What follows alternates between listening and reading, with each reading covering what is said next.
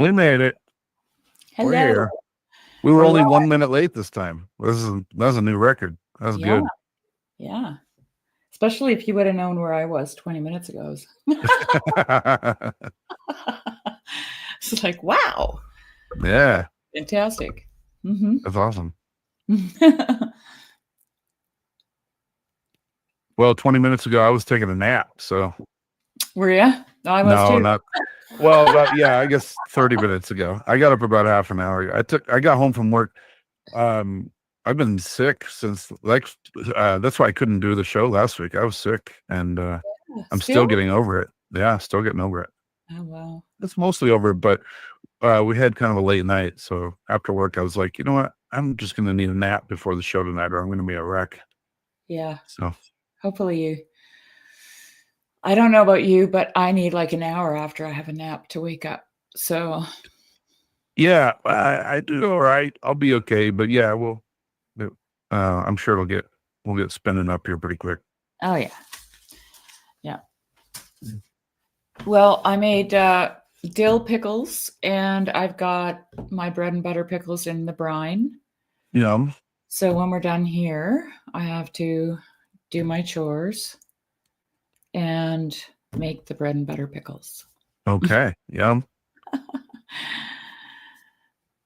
Greetings from Cateo. Greetings from Waving. Hello. And Dawn giving us a hard time. That should just be pinned at the top every week, or running late. Yeah. It's Shari actually has to do stuff. So it's fashionably late, Dawn. That's what it is. Yeah, we just give time for everyone else to show up. Mm-hmm. We give time for all two of you to show up. Yeah. Have you been spreading the word about the channel so that it's being so? Yeah, I haven't really been in TLC much as of late.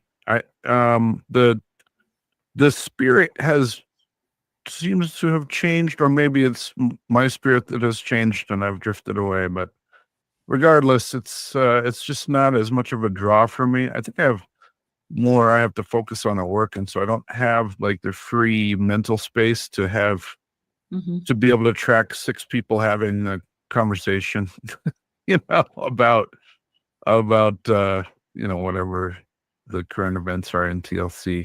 So I just haven't really been around. Yeah. So no, I haven't done much evangelizing for the channel. Yeah. Okay. Well, I popped it into the Grail Country Discord a few times. That's a good idea. That's a good idea. And I don't always remember to, but I tried to pop it in there. But yeah. The spirit of the TLC has changed. What can I ask you, if you have any tangible critique about that? Greetings from Africa. From Africa, nice. Okay, 1 second. I'm posting it in the Grail Country as we speak, actually. Oh, good. There we go.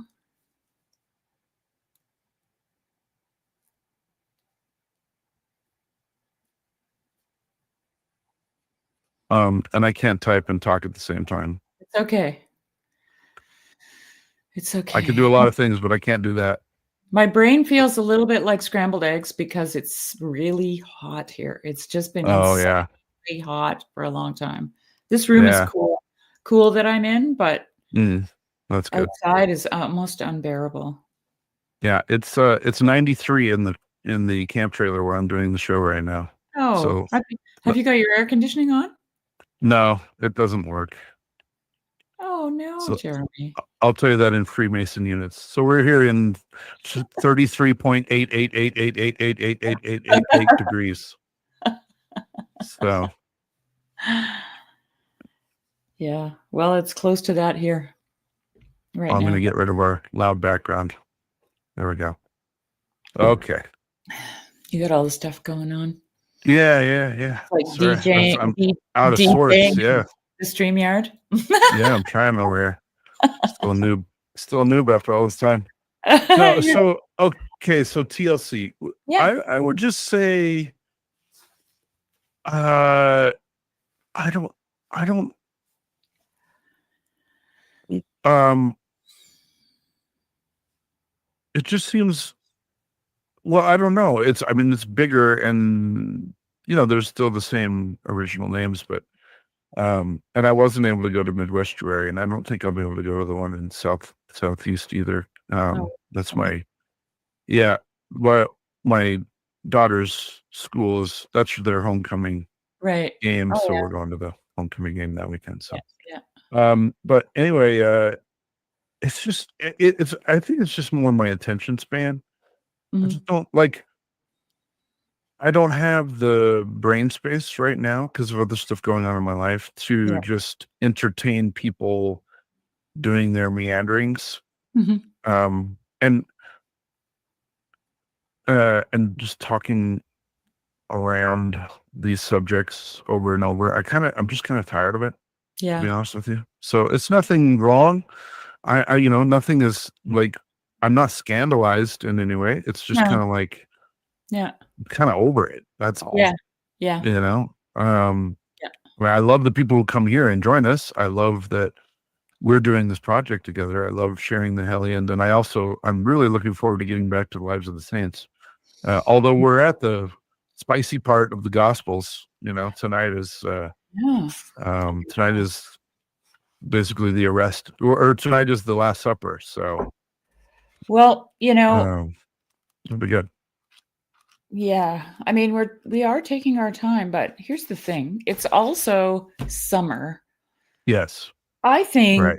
I think that a lot of, there's a lot more outdoor activity. There's a lot more opportunity to be outside and doing other things. And then there's all the different holidays all throughout the summer that people do. Yeah. And Yeah. things tend to take a different tone or tact, And That's then true. winter comes along and people spend more time reading and thinking.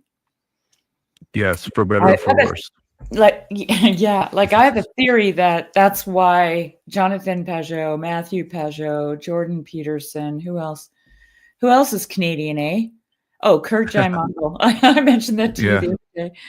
Kurt Jaimungal, they're all Canadians, these things. Jim Carrey, John Candy, Eugene Levy. I'm talking about intellectuals, okay? Oh, sorry. And I mean, they were too. They probably were. Alison Morissette, Alanis Morissette. He's got the list memorized. It must have Yeah. come Gilda with Radner, Dan Aykroyd, it must have come with Rick Moranis. your Mormon evangelism pamphlet. It was, well, These no, it was just people are every time you talk to a Canadian, they like, anytime you mention anyone, they're just like, oh, he's Canadian, And you're like, I'm yeah, not- yeah, I caught it in the accent. Mhm. So anyway, yeah, no, I'm just But I kidding. hear you on the I think things kind of the same old things go around and round. Yeah, And then every time there's like an event and new people become attracted to the corner, they're kind of thinking about those same old things where the discussions sort of have been had and now new people are having them anew. And yeah, so it's interesting. yeah, I was it kind of is. oh, sorry, go ahead. No, I was just gonna say I'll probably start following him more in the winter, just like you said. Yeah. I have more time, then I'll probably settle back in. But for now, like I listened to the stream a little bit today. Christian Baxter was having the stream Oh yeah. for a bit, and I caught some of it, but it was kind of interesting. They were talking about how evangelicalism and orthodoxy are kind of smashing into each other, and it's having a big effect on, more so on evangelicalism than on orthodoxy, but still, it's definitely not just a one-way effect. Mhm. So it was an interesting discussion, but I didn't get to hang out too long. I actually had to work today. So, Really? yeah, it I work happens. at work too. I work Yeah. too. Yeah. Yeah. But I've been following the Kingsnorth machine sessions. He's had some really great conversations. He had one with Martin Shaw. He had the new one today is Father Stephen Freeman, who I love. Yeah, I saw that. I didn't listen to this one. I listened to a couple of the others. You know, I had a discussion with a friend of mine that was really interesting. We talked for like an hour about this subject, and he's a proponent of this. He's like, it's his argument is that it's easy to fall into a nostalgia for like, oh, I want to live in pre-modern, Europe, or I want to live in medieval Europe or whatever, right? Like this, this machine is eating the world. And he said, what if we were grateful for the machine? He's like, what if we trample down the machine by being grateful for it? And instead of it being like a boogeyman that we let control us and cause us fear and have this impending sense of doom, which it's easy to fall into, he said, well, I, for one, am grateful for my washing machine. I'm grateful for my dryer. I'm grateful for my air conditioner. He's like, I love church, but I really like that there's an air conditioner in my church. I don't know if I can go that far. I don't know if I can say I'm grateful. Honestly. Well, you and I are friends because of the machine, Shari. Yeah, I know. You and I are having a conversation right now because of the machine. No, the algorithm or LLMs have not made us friends. Technology has allowed us to maintain a friendship. Yes, I will. Yeah, that's correct. And you're speaking more accurately than me. I'm saying, as a result of the progression of the machine, we're there. That's the reason why I am Orthodox Christian right now. Yeah. Because without it, I wouldn't have learned about it or heard about it or known about it. So I'm starting to feel more where he's coming from, where he's just like, this could easily just become a distraction from what we're called to do, which is to be holy. And he said, if you're holy, it doesn't matter where you are, because where you are becomes heavenly. Right. So the goal is to just be holy instead of worrying about the fact that you found an aluminum can at the lake when you went there to go fishing. Right? It's like, yeah, it's sad, but I don't know. It has a lot of benefits too. What, the can?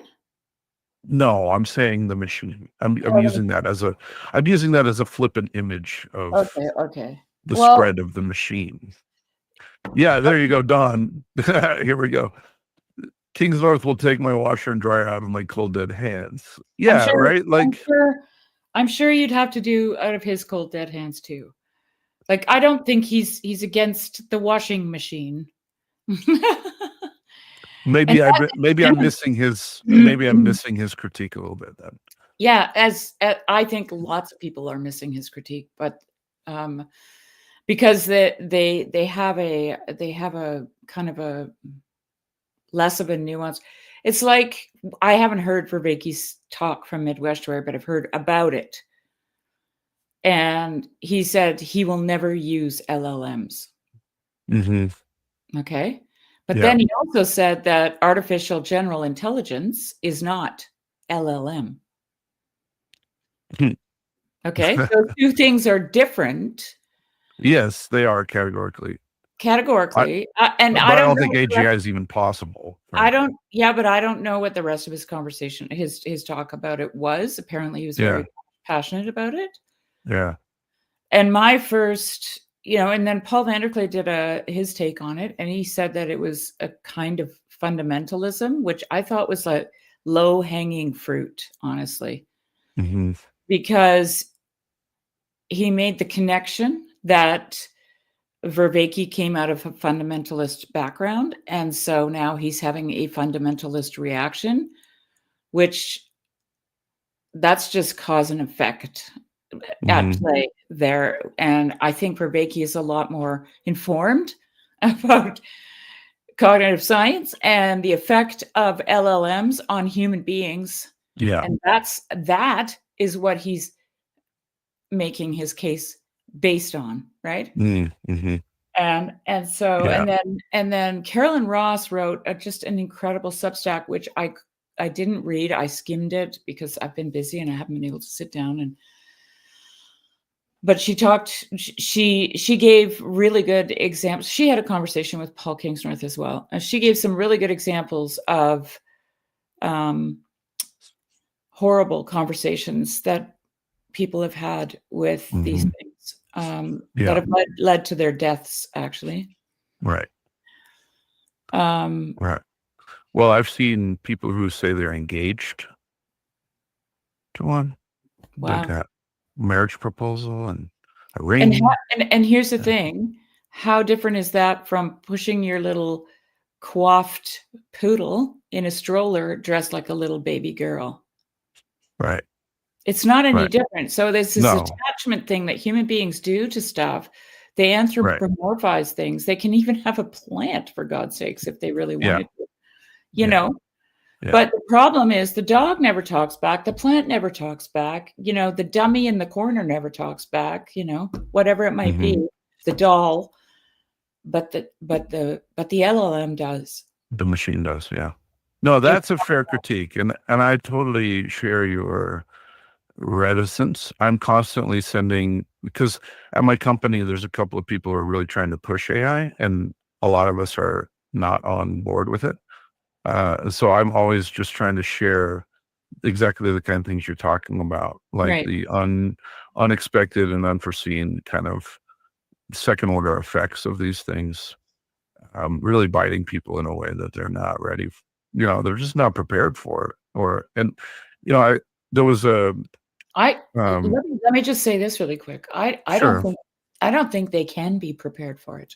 Right. Yeah. No, there's nothing that can prepare you, because you're trying to use an analogy, and the analogy is you're talking to a person.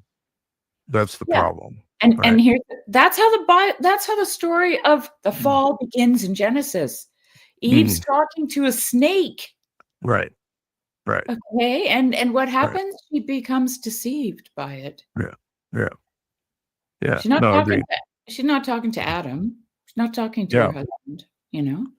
Yeah. You've definitely narrowed the scope of the critique. I think my friend is, like, in general, kind of talking about the old world, new world debate that goes on sometimes in TLC, and maybe not as much in TLC. There's a friend of his, a friend of ours, John Hears. So Father Peter Hears' brother, John Hears, on his channel, he's kind of in that old world, new world mindset. And my friend is like making the case that, the new world has some upsides, right? It's not all doom and gloom, I mean, if I was a total Luddite, I wouldn't be here. Yeah, right. Yeah. Exactly. I mean, and the same with Paul Kingsnorth. Yeah. Like that's the obvious fact to me that everybody just overlooks. He's telling me I can't have my washing machine. Sorry, Don. I'm not criticizing you. But no, that was my no, I think Dawn said that. She made the joke. She did, but yeah. But all I'm trying to illustrate here in a very, hard-nosed way, as is my way, is that but where did you hear him say that? On a podcast. Oh, right. Yes. Okay. Right. Where are you reading his essays? On Substack. Right. And here's the really wild, twist. Often I'm really busy and I can't just read his Substack, so I listen to the AI voice read it. Yeah. Okay. Yeah. No, go ahead. Well, and I'm always thinking, is this thing taking this in? Like, is it feeling attacked? Right. That's funny. I don't think so, but yeah. No, that's funny. Well, there was an abbot of a monastery who's also a bishop back east in the Orthodox Church, and he he put out a letter just saying the real danger with AI is just like it's like a compressed version of the danger with the internet in general, which is instant answers. So he said that the biggest spiritual danger to it is that you can ask it a question and it gives you an answer and it sounds confident. And so he said it doesn't require you to do any work for finding the answers that you're looking for, as far as go to a library, find a book, read a book, look for what find, you participate. He's talking about the participatory aspect of learning that just gets completely lost when you ask the magic box the question and it gives you the magic answer. Yeah. And I think that's a good critique. I think that's a fair critique, and it is a danger. Well, I don't use AI, but Google has this now AI overview, right? I've been criticizing it. Like, I've been looking at the AI overview critically, and half the time I skip over it now. Yeah. Because it doesn't even have really great, like, in-depth articles that I'm looking for. Like, everything is linked, right? That it says everything has a link to an article. And I've looked at a lot of the articles to get an idea, and I'm like, these aren't even the greatest articles. Like, it's being as lazy as I am. If I was just to read, that far, right? Right. Slack said, I'm rather fond of modernity, and I agree. I think there's a lot of good sides to it. Obviously there's dangers, but that's with anything, right? More seriously, my understanding of Kingsnorth is more that the modern world is forcing us to be more machine than human. That's what right. Don shared. And that's a fair point. Yeah. And I think that was Bishop Luke's criticism as well, is that it's that we've turned off the aspect of us doing the work. Now, to that end, I'm going to share where I did use AI as a shortcut, and this is wild. This is a wild story. So I love the idea. So a little bit of background really quick. The daytime used to be measured like in Roman times, and in Greek times, the day was measured. It was just 12 hours. So daylight was just 12 hours long. And it didn't matter whether it was springtime or summertime or wintertime. They just divided whatever, sunrise to sunset by 12. So that means that in the wintertime, your hours were shorter, and in the summertime, your hours were longer, right?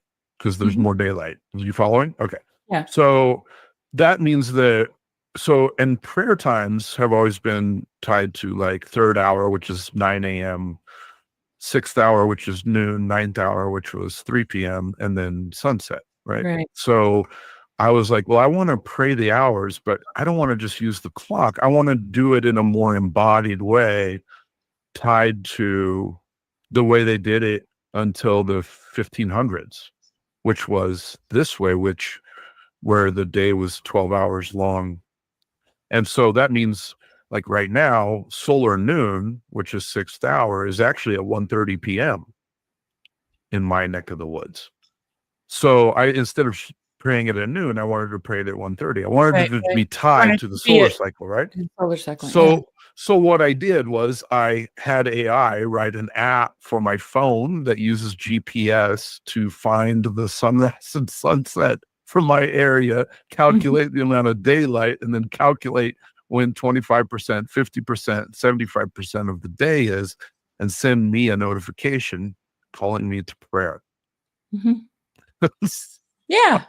So, I mean, you could have probably figured it out yourself. It would have taken months. So I built it in Excel. I do have it in Excel, but I needed it. I wanted it on my phone. And but let me just ask the question. I'm not really smart when it comes to, technical, I suck at math. But what you just described AI doing was calculating something for you, right? Yeah, well, it wrote the program for me that I could put on my phone and it would work. Right. Yeah. Yeah, But it did all that framework for had me. to calculate. Yeah. But you had the idea. Oh, yeah, Okay? sure. It Right. was your idea, and you used it like a calculator. And then you Yeah. used it like a software developer that you didn't have to Right. pay. Right. Okay? Which is going to put a lot of software developers out of a job, unfortunately. But anyway, aside from all that, but you didn't sit down and ask it an existential question and think No. that it was going to have an answer. This is the problem. Right. Jeremy. Yeah. Right. You're I using, agree. to me, you're using it as a tool. Yeah. Right? It's like I Yeah. said in Ragel's live stream. This stapler can be good or evil. I can Yes, staple you stuff can together, take or I can open it up and whack someone across the face with it and knock them out Yeah. and then kill them with it. Finish the Wow. job. Don't mess with Shari. That's all I'm saying. She will take you out with a stapler. with a stapler. Yeah, she's got a swing line, like 1960s old school swing line that's going to take you out. But you get my point. That's what I'm saying. You get my Yeah, point. no, yeah, exactly. No, it's the whole argument of it's not guns, it's people, right? But There's that. yeah. Although, So I mean, there's not atom bombs, there's people. Come on. I mean, every time I pick up a gun, I think this is just for killing things. It's actually designed to kill. Like, you live on a farm, Shari. I know. Death is part of life.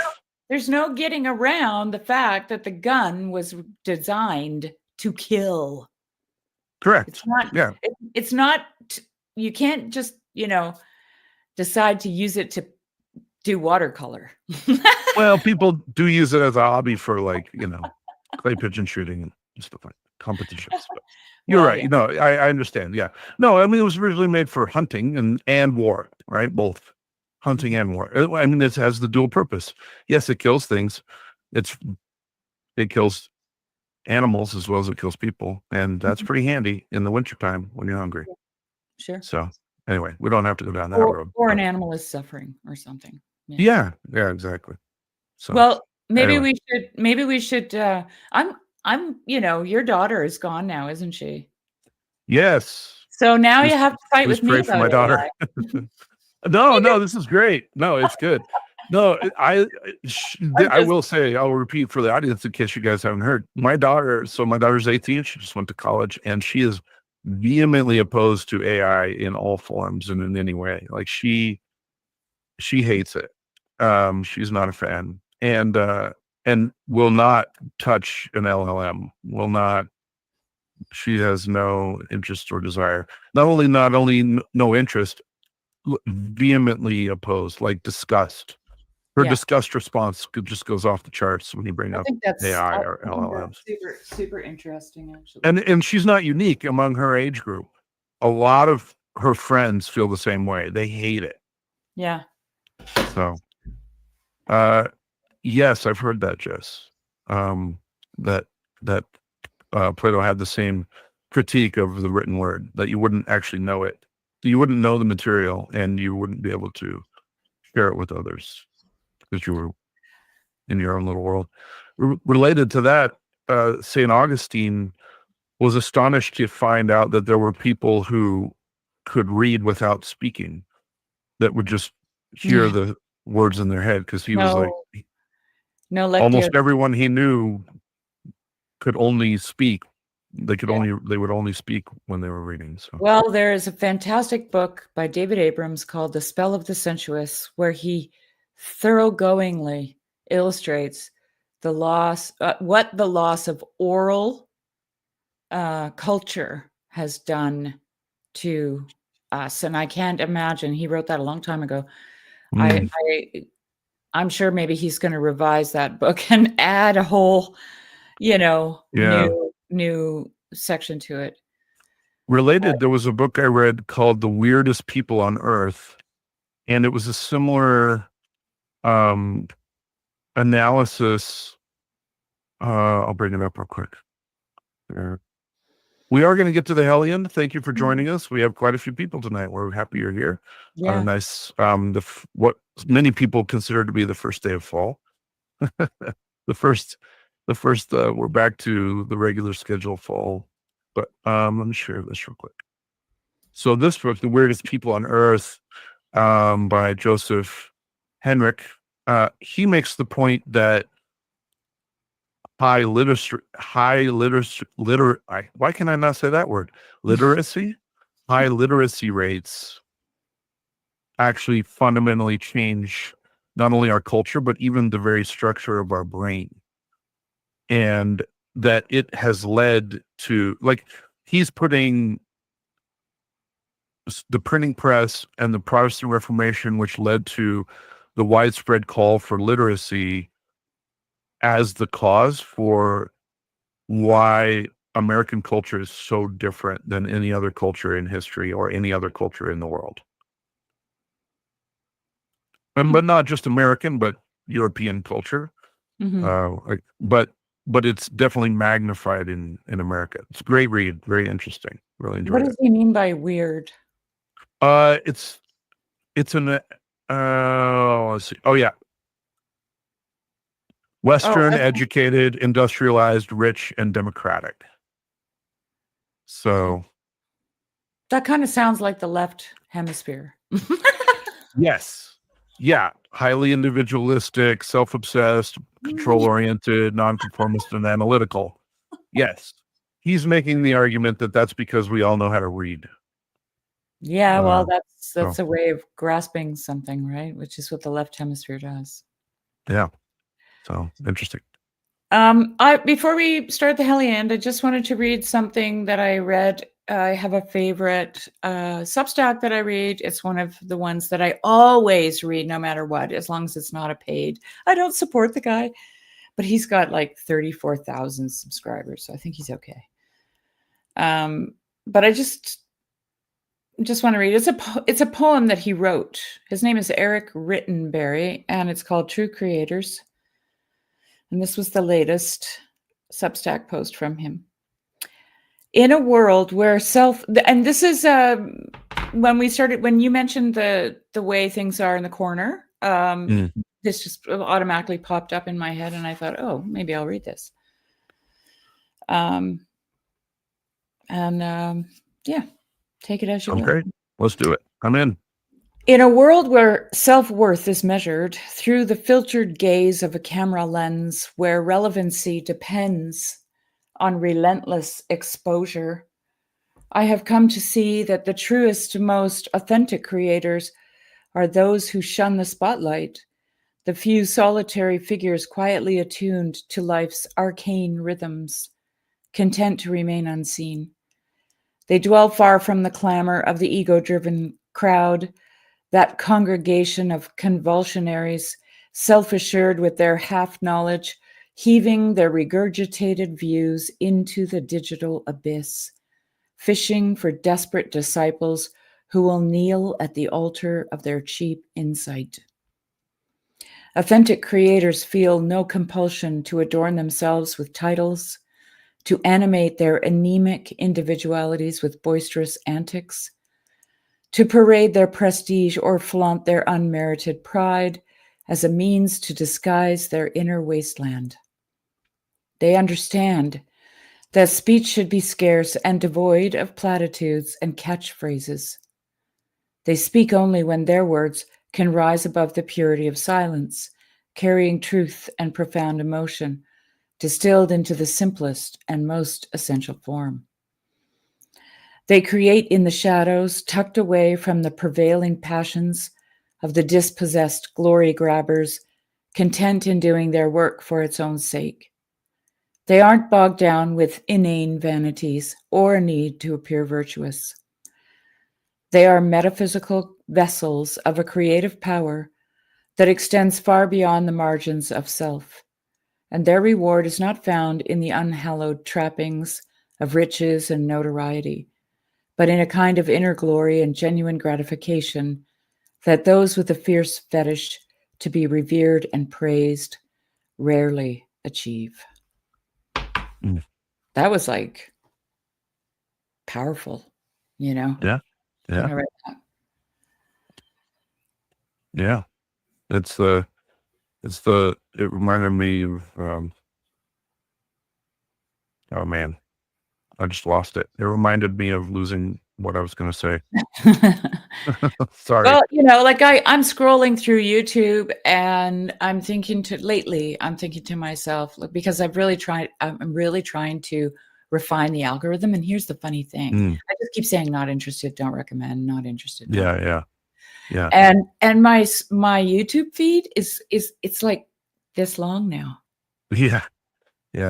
It's like the algorithm's like, well, what do you want? You know? Yeah, exactly. And my brother also does that by like deleting videos out of his history. Like if you watch something and he's like, oh, I don't want to see any more, he deletes it out of the history too. Apparently that affects. Yeah. And curates his algorithm as well. And in doing this, I've been like critically looking at some of the content and saying, who is this guy anyways? Like he's probably, you know, in that line that he says here,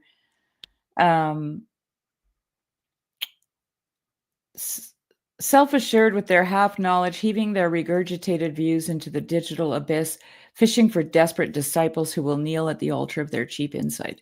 I mean, YouTube is doing that for people. Yeah, that's the vanity for sure. Yeah. Well, I mean, it's just making, you know, depending on what you're spouting, what you're talking about, you can have 160,000 subscribers. Right. That's a huge audience, you know? Anyway. Yeah. I just wanted to say, I just wanted to read that because I thought it was. I like it. It was good. Yeah. Yeah. Mm-hmm. We ready for a prayer? Let's do a prayer. Yes, please. All right. We'll bring it up. There we go. O Lord Jesus Christ, open the eyes of my heart that I may hear your word and understand to do your will, for I am a sojourner upon the earth. Hide not your commandments from me, but open my eyes that I may perceive the wonders of your law. Speak unto me the hidden and secret things of your wisdom. On you do I set my hope, O my God, that you shall enlighten my mind and understanding with the light of your knowledge, not only to cherish those things which are written, but to do them. For you are the enlightenment of those who lie in darkness, and from you comes every good deed and every gift. Amen. Okay. That goes away. Thank you, St. John Chrysostom. And let's see. Stop. This goes over here. Sorry, I gotta narrate it so I don't forget what I was doing. And we are bringing this and this. Okay. And we can hide that. We're on Song 51 from the Heliand, the Saxon Gospel. The chieftain of human clans teaches at the shrine. God's child then went into Bethany 6 nights before the Jewish people were to gather in Jerusalem on the holy days in order to observe the holy times, the Jews' Pascha. The Heliand here retains the original word Pascha, Latin from Greek, from Hebrew, Pesach, Passover, as is found throughout the Latin Gospels.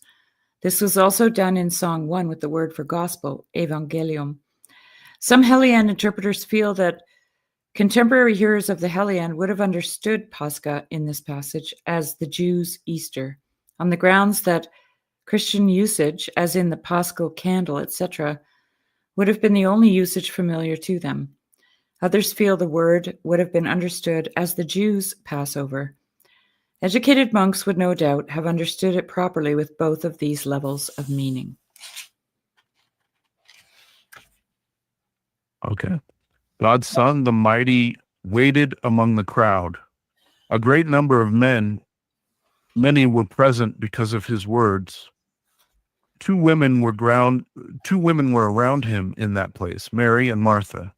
In thoughtfulness and generosity, they served him devotedly. The chieftain of clans gave them a long-lasting reward. He released them from every loathsome evil, made them safe from sin, and himself commanded that they should be able to make their journey in peace, despite the enemy's hatred, with his good permission. They had performed their services as he had wished.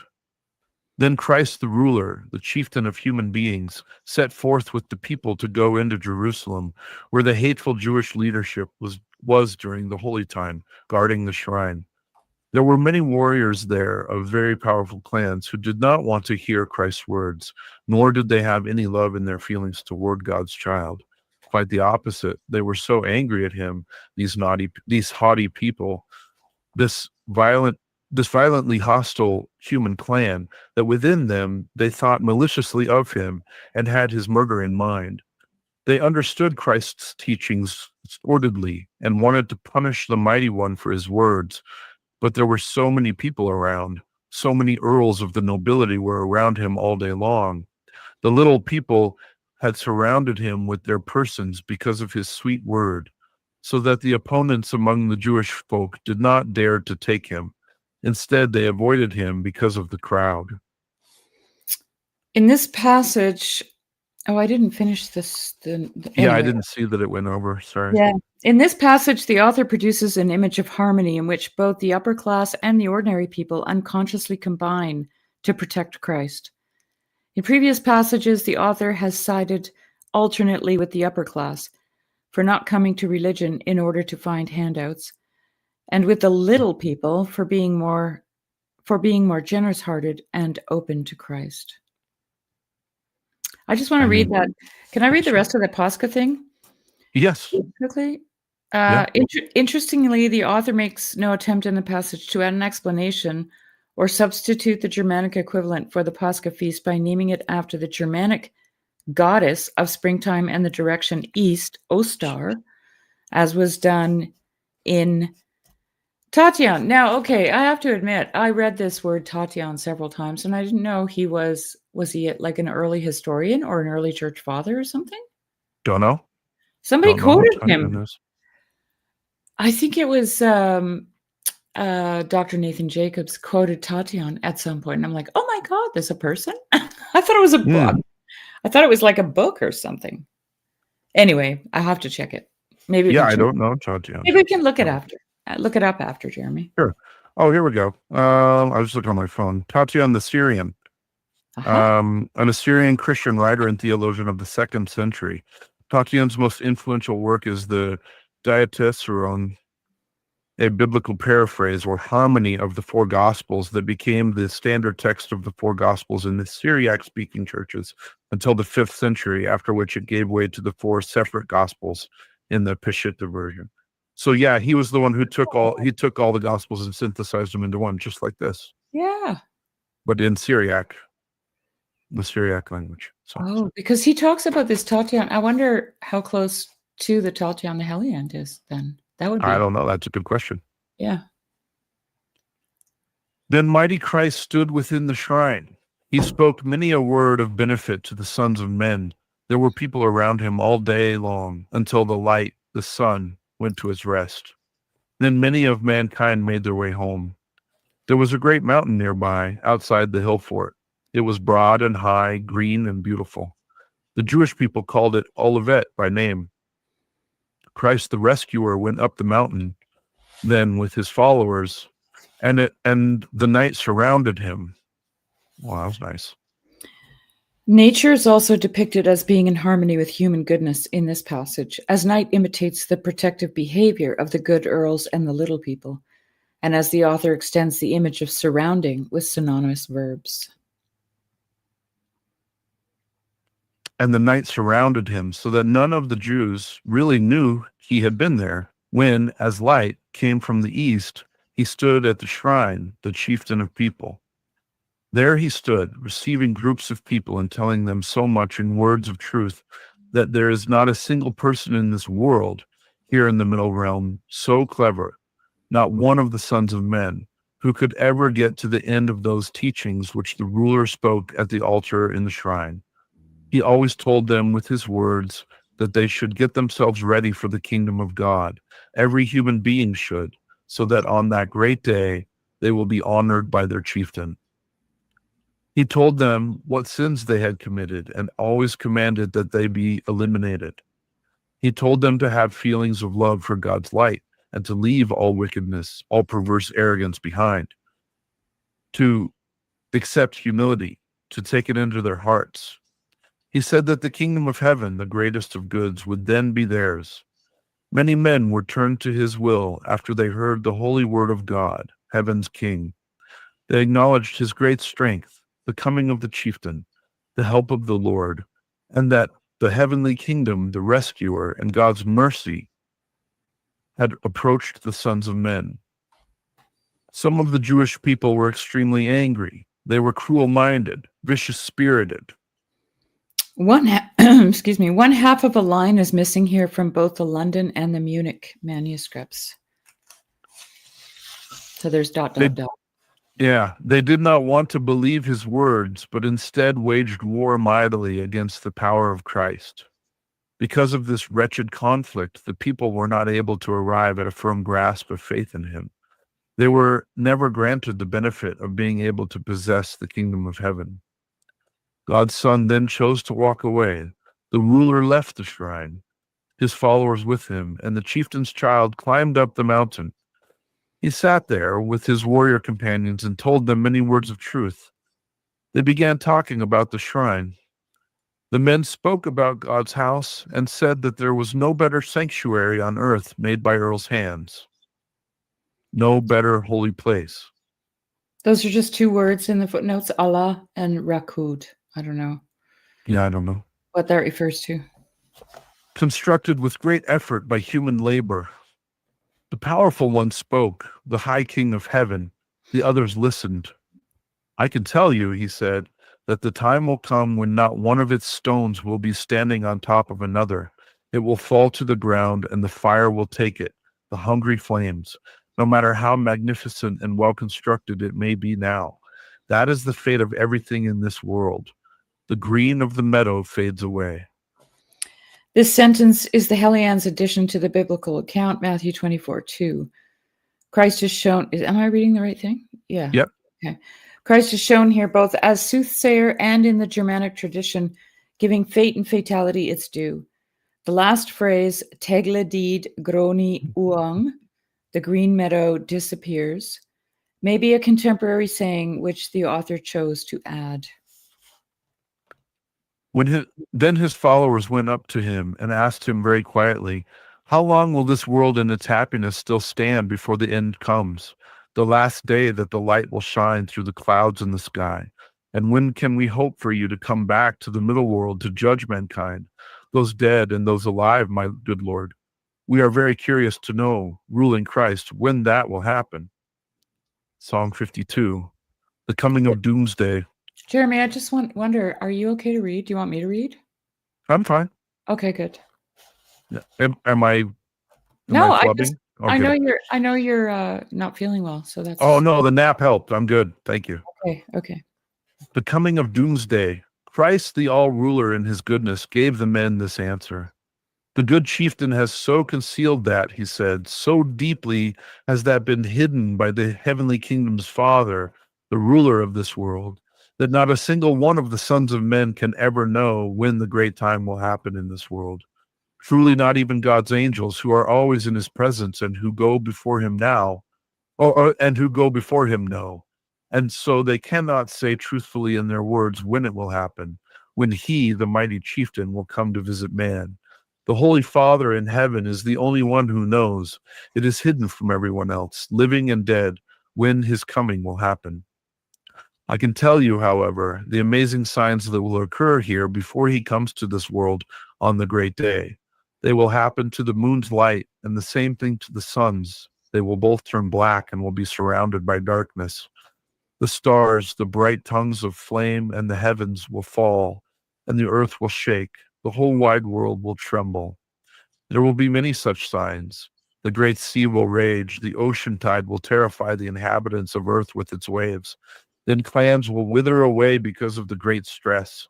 People will shrivel up out of fear, and in no place will there be peace. In hatred, many wars will start all over this world. One clan will lead its army against another. There will be battles among kings with huge armies on the move.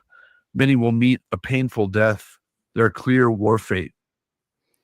War fate is open urlagi. War and fate are identified in this powerful expression.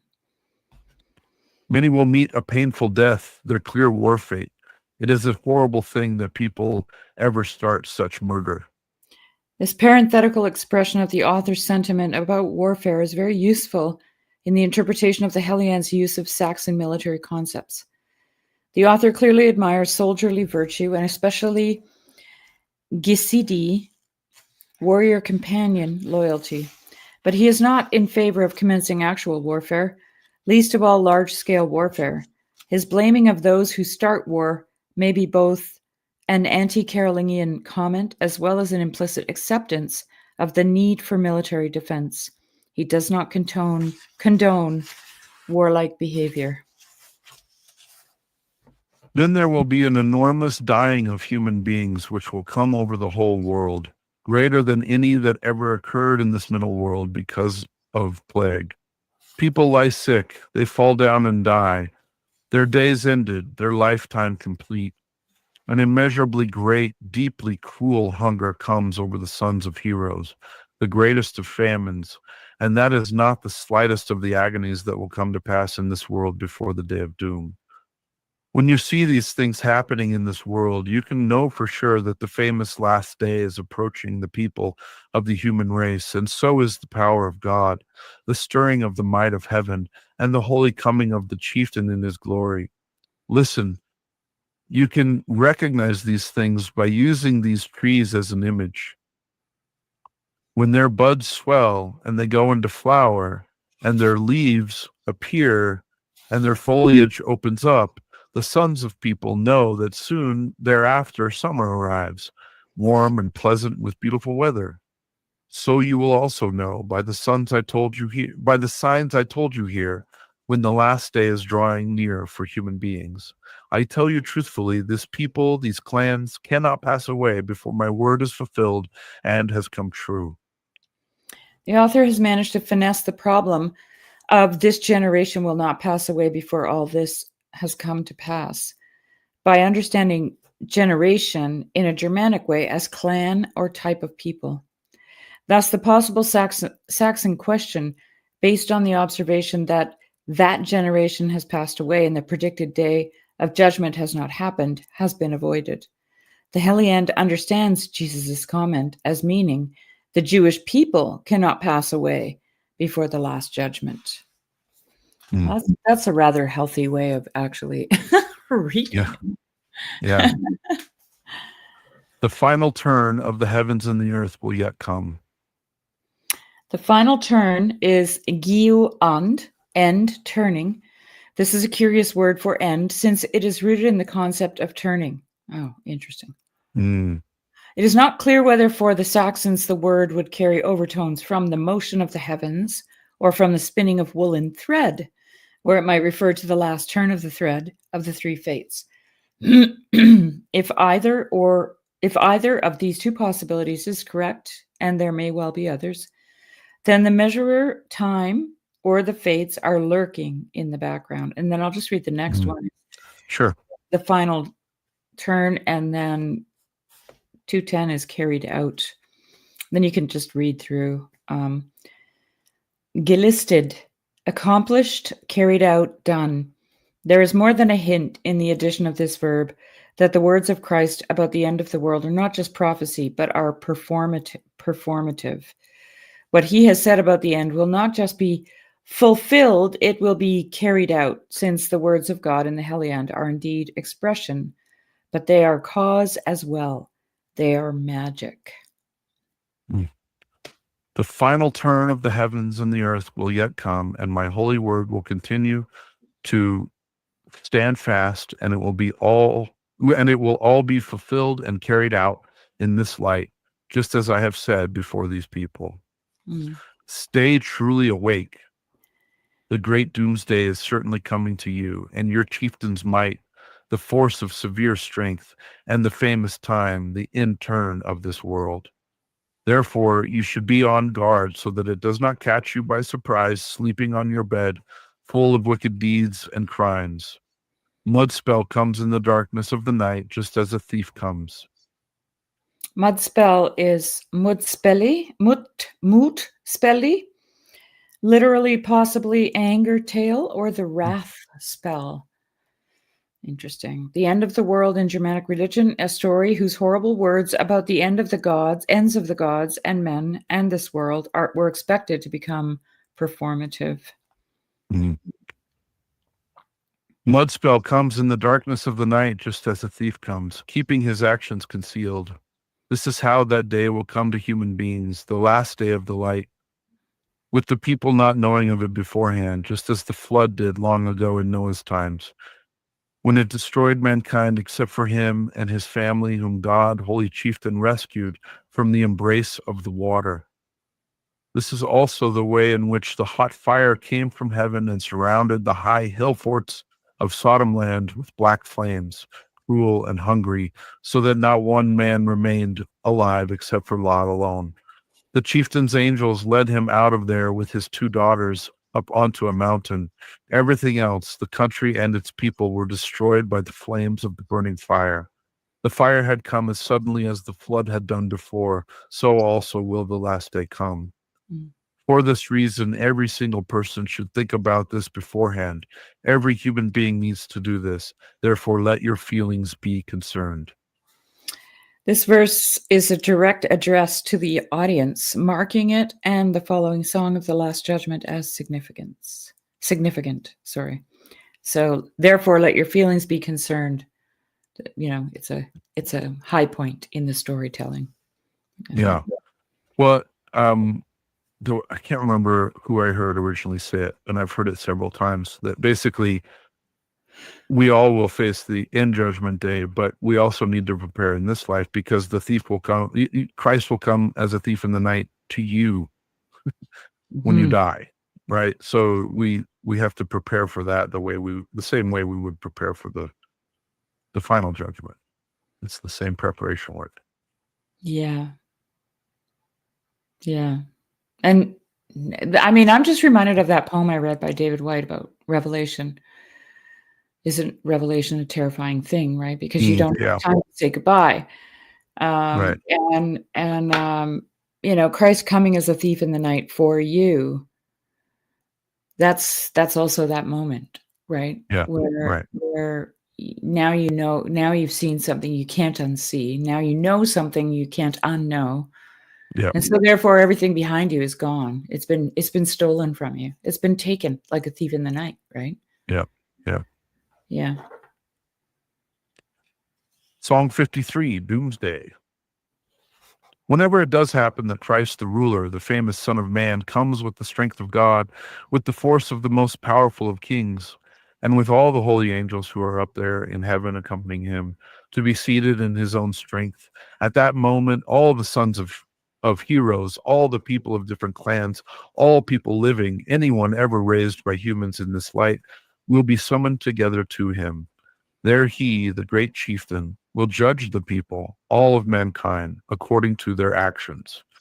He will at that time separate out the wrongdoers, the warped human beings on the heart side, the left, and he will put the fortunate on the stronger right side. Okay, this verse, or the word for left side, uinistor, actually means the loving or friendly side. Wow. Presumably because the heart is perceived as being to the left side of the chest. The word for the right side, suider, means stronger, and I presume that this is because the right hand was the sword and weapon hand. In any close fighting unit, shields would all have to be on the same side, on the left arm. At the time of the Heliand, these words would probably have lost most of their original meaning and simply designated the direction right or left, but that is amazing. Yeah. A little tip of the hat to some of our TLC. Anyway, as far as the goats being on the left, Yeah, he will sheep. then, the sheep and the goats, right? This is the sheep and the goats chapter. This is Matthew 25. Yeah, I know. He will then address the good and speak to them directly. Come, he will say, you standing there are the chosen, and receive this powerful kingdom which has been prepared and constructed for the sons of men for after the end of this world. It has been consecrated for you by the Father of the sons of men. You may enjoy its benefits and rule its broad realm, since you often did my will.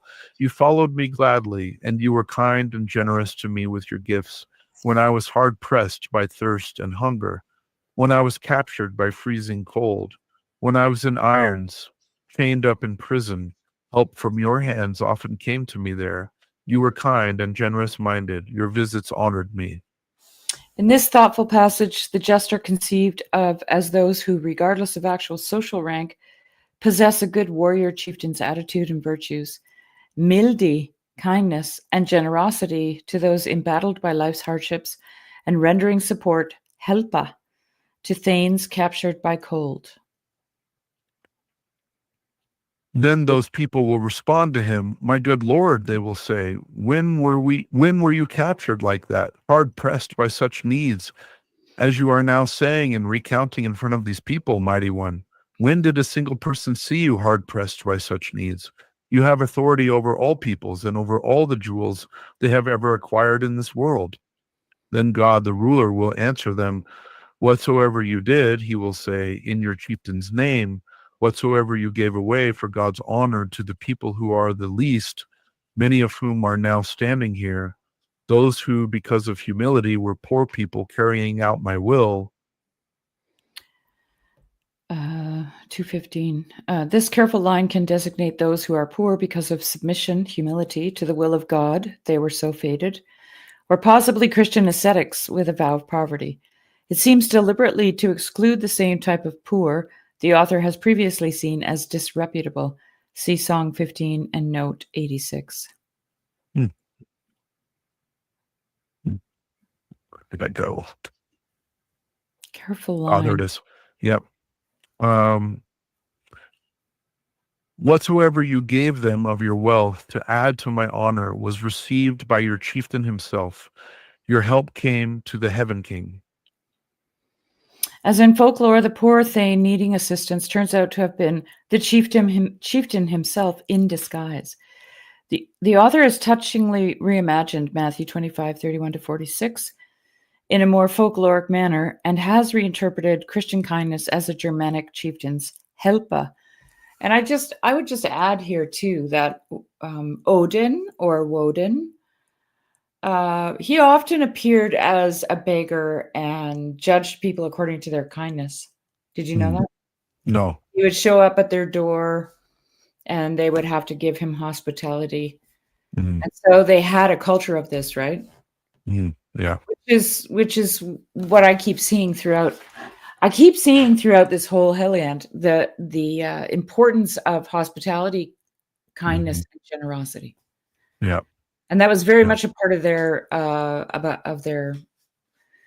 their myth around Odin visiting and seeing if they were going to do that for him, you know. And they wouldn't know he was Odin until he left. They wouldn't recognize him, you know. Yeah. And Odin was a man. He was a human being who was, you know, like a wandering pilgrim, so to speak. Because of this, the holy chieftain wishes to reward your faith. He gives you life forever. The ruler will then turn to the ones on the left, the wrongdoers, and the chieftain will tell them that they will have to pay for their deeds, their wicked behavior. You will now have to leave me, he says, and you accursed must go to the eternal fire, which was made ready for God's opponents, the enemy horde, because of your wicked behavior. You did not help me when I was being tortured terribly by hunger and thirst, or when I had no clothes and went about in a state of misery. I had great need, but I never received any help. When I was put in irons, chained and locked up, or when the sickbed held me captive with serious illness, you never thought it was important to visit me when I was sick. It was of no worth at all to you to think of me. Because of this, you will now suffer from darkness in hell. Then these people will speak to him in reply, but ruling God, they say. In the previous section, God is often referred to as Lord and Chieftain, and the just refer to God as their Lord, implying to the feudal audience that they feel loyalty ties to him. In this section, the author has the unjust deal with God far more formally and distantly, by addressing him with a more elevated title, leading the audience to feel they have no loyalty tied to God. Finally, when God reproves the unjust for not helping him, he uses the word that reminds them of their obligations and calls himself chieftain. Then these people will speak to him in reply, but ruling God, they say, why do you wish to speak like this against people, against so many? Talking against so many. When did you ever need human beings or their goods? Why, all the wealth they have in this world you gave them. Then God the ruler answers, when you looked down on the poorest of the sons of men, the lowest of human warrior heroes in your feelings, and let them be loathsome to you in your mind, refusing them your respect, you were doing the same to your chieftain. You were refusing him your wealth. 218 is respect. This is a more psychological version of the stinginess of the unjust than in the biblical account, Matthew 25.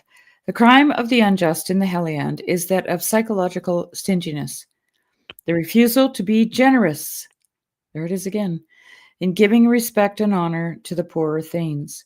The author betrays a surprisingly realistic concern about the hypocrisy of looking down on lower members of the same warrior class, while perhaps tossing some coins to the serfs in the village to satisfy the Christian obligation to help the poor. Because of this, God the ruler, your father, does not wish to receive you.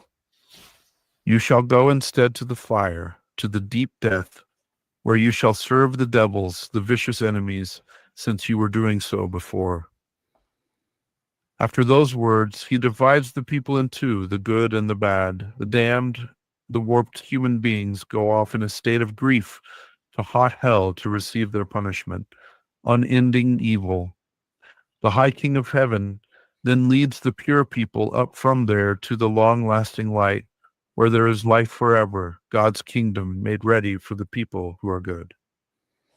219 is pure, and it's Hluttaron. I'm not sure how you would say that. Hluttaron. Clear, pure. The word carries the connotation of transparent. Oh, interesting. No admixture, and is used most often in the Heliand of water. So, question, Jeremy. Yeah. Since you're sick and you have to work tomorrow, we've already been an hour along. I'm good. I took a nap. We got the audience here. We're having good times. I'm having good times. All right. No, we're reading the gospel. That in itself, there's a grace that comes with that. So I feel great. Awesome. Okay, then let's keep going. But thank you for checking in with me. I appreciate that. Yeah. Song 54, Passio. There's a footnote. The Latin word Passio. Yeah. The Passion is found here in the Munich manuscript. In the London manuscript, Passio Domini, the Passion of the Lord. The Passion begins. Judas betrays his own chieftain to the southern people. Christ washes the feet of his earls and thanes. And so I have heard it told, the powerful chieftain told the warriors there in his words about the final turn of this world and how it will continue on for as long as the sons of men are to inhabit it, and how at the end it will disintegrate and disappear. He also told his followers there in true words, you all know, he said, that 2 nights from now, the time will have come the Jews' Pascha, the time when they are to serve God at the shrine. There is no turning away of this. There the Son of Man, the Mighty One, will be sold to the massed people, fastened to the cross, and will suffer horrible tortures. Genuand, turning point, end, for the word turn away. This is the same word used in the previous sentence for the final turn of the whole world. The connotation of inevitability links both pronouncements about ends, the world's and Jesus's, reinforced not by the use of an analogous word, but the same word. Wow. Many slithery, this is my new favorite phrase, many slithery-hearted thanes had assembled. Southern people, the manpower of the Jews, at the place where they were supposed to serve their God. There was a footnote. That's right. See Song 45. The prejudice against the Mediterranean peoples appears here as the author uses the same vocabulary for them as he used for Herod. The slithery-hearted Danes. I love that. All the law speakers had come, groups of them. Law speakers, eosago, law sayer. Since Saxon law was not written, but was an oral tradition, the task of the lawyer was not so much to study the law, but to know it by memory, and to be the repository of his people's laws. This is very much different from the tradition of the scribes and Torah lawyers of the New Testament, who constantly resort to the hallowed phrase, "it is written," in their arguments with Jesus. The Germanic law sayers were indispensable in their culture for a lord to arrive at a just verdict in a difficult case, especially since the law differed from clan to clan, and everyone had the right to be judged according to his own tribal law. It is thus all the more interesting that Jesus himself is referred to by his opponent in Song 46 as being an eosago, law sayer.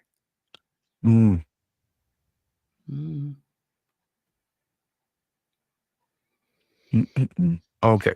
All the law speakers had come, troops of them. They counted as the wisest among the crowd of men, a powerful clan. Caiaphas was there, bishop of the people. They were conferring about God's son, about how they could kill him, an innocent man. They said that they should not touch him when he is among the crowd on the holy day. We do not want this huge crowd of warrior heroes to get into an uproar, since this army is willing to stand and fight for him. We will have to lay a trap very quietly for his life spirit, so that the crowd of Jews does not start a riot on the holy days. Then Judas, a follower of Christ, one of the 12, came up to where the Jewish nobles were seated in assembly. He said that he could give them good advice. "What will you trade me?" he said. "What payment in jewels, if I give you the man without a battle and without a riot?" The minds of the people were filled with delight. "If you will do it," they said, "and if you keep your word, then you have the right to ask these nobles for the amount of good jewels you want." The assemblyman then promised him 30 pieces of silver altogether, which was, in his own judgment, what he wanted. An is selbes dom. This phrase means both by his own determination and in his own judgment. Doom, a sinister ambiguity. In his own judgment, doom. Is that what it says? Doom? Yeah, in his own judgment and doom. Yeah. Doom. The author sees the 30 pieces of silver as Judas's own judgment in both senses. Wow. I just love this guy. Yeah, and I'm going to try not to go down a big rabbit hole right here, but I do just want to share with the audience, if you've not heard, there's a Syriac tradition on the 30 pieces of silver that is worth hunting down. Hold on, it's fascinating. There's like 3 different accounts that slightly alter in different manuscripts, but let me pull this up really quick, just while we're on it. Yeah. I won't get too sidetracked here, but and we can talk about it more afterward, but let's hold on. 30 pieces of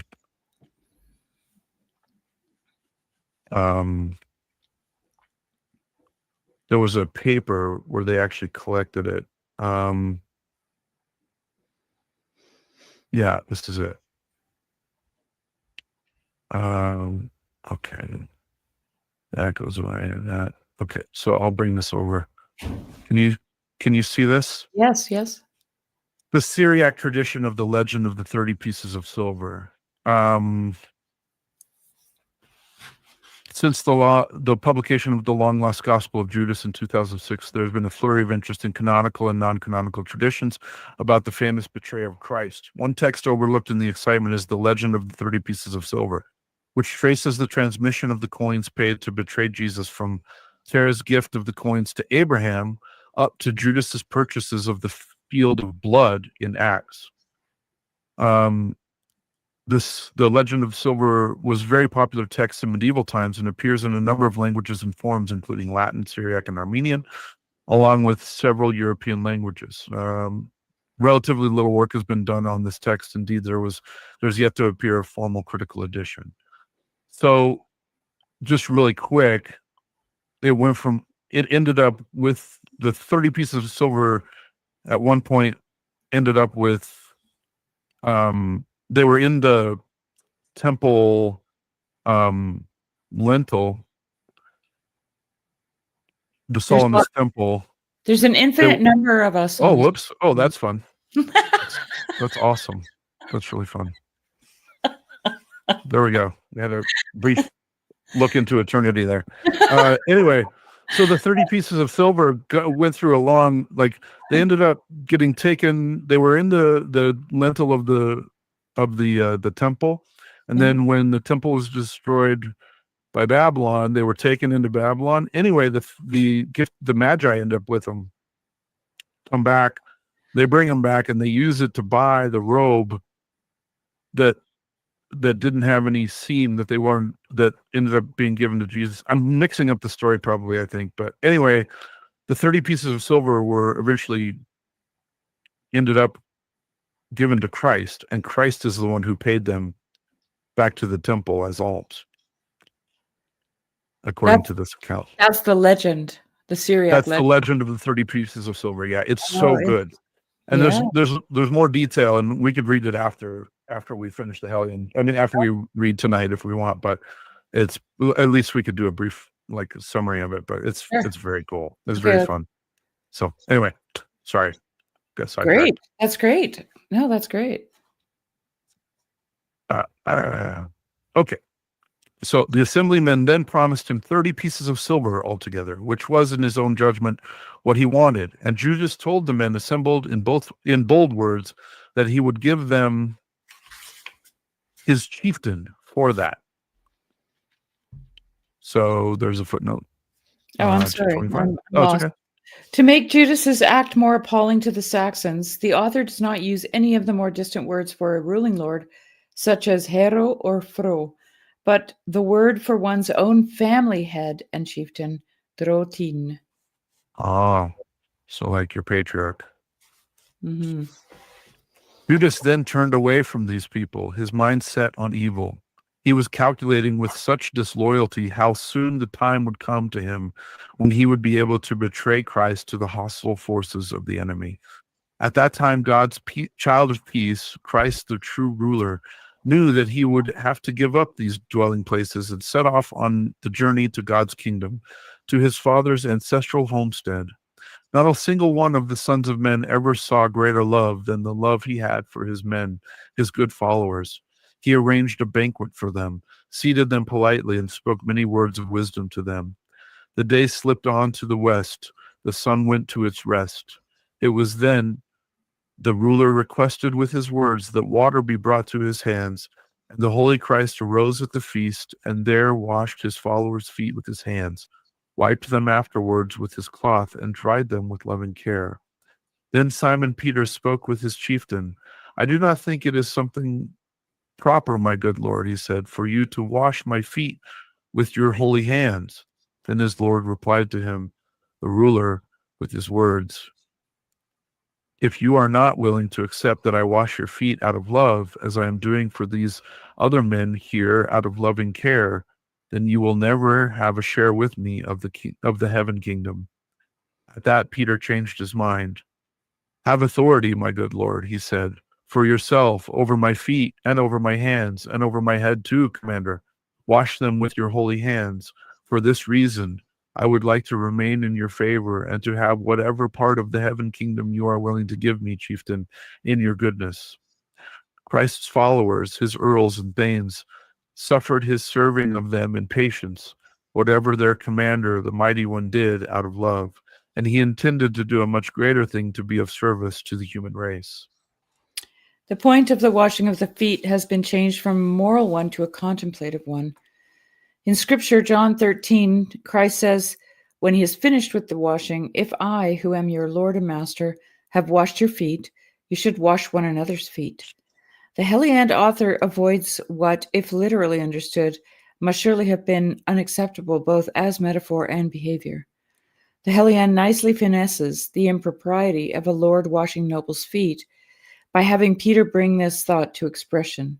Peter objects in the Heliand not so much to having himself washed, as in John, but to the action itself as improper before he submits.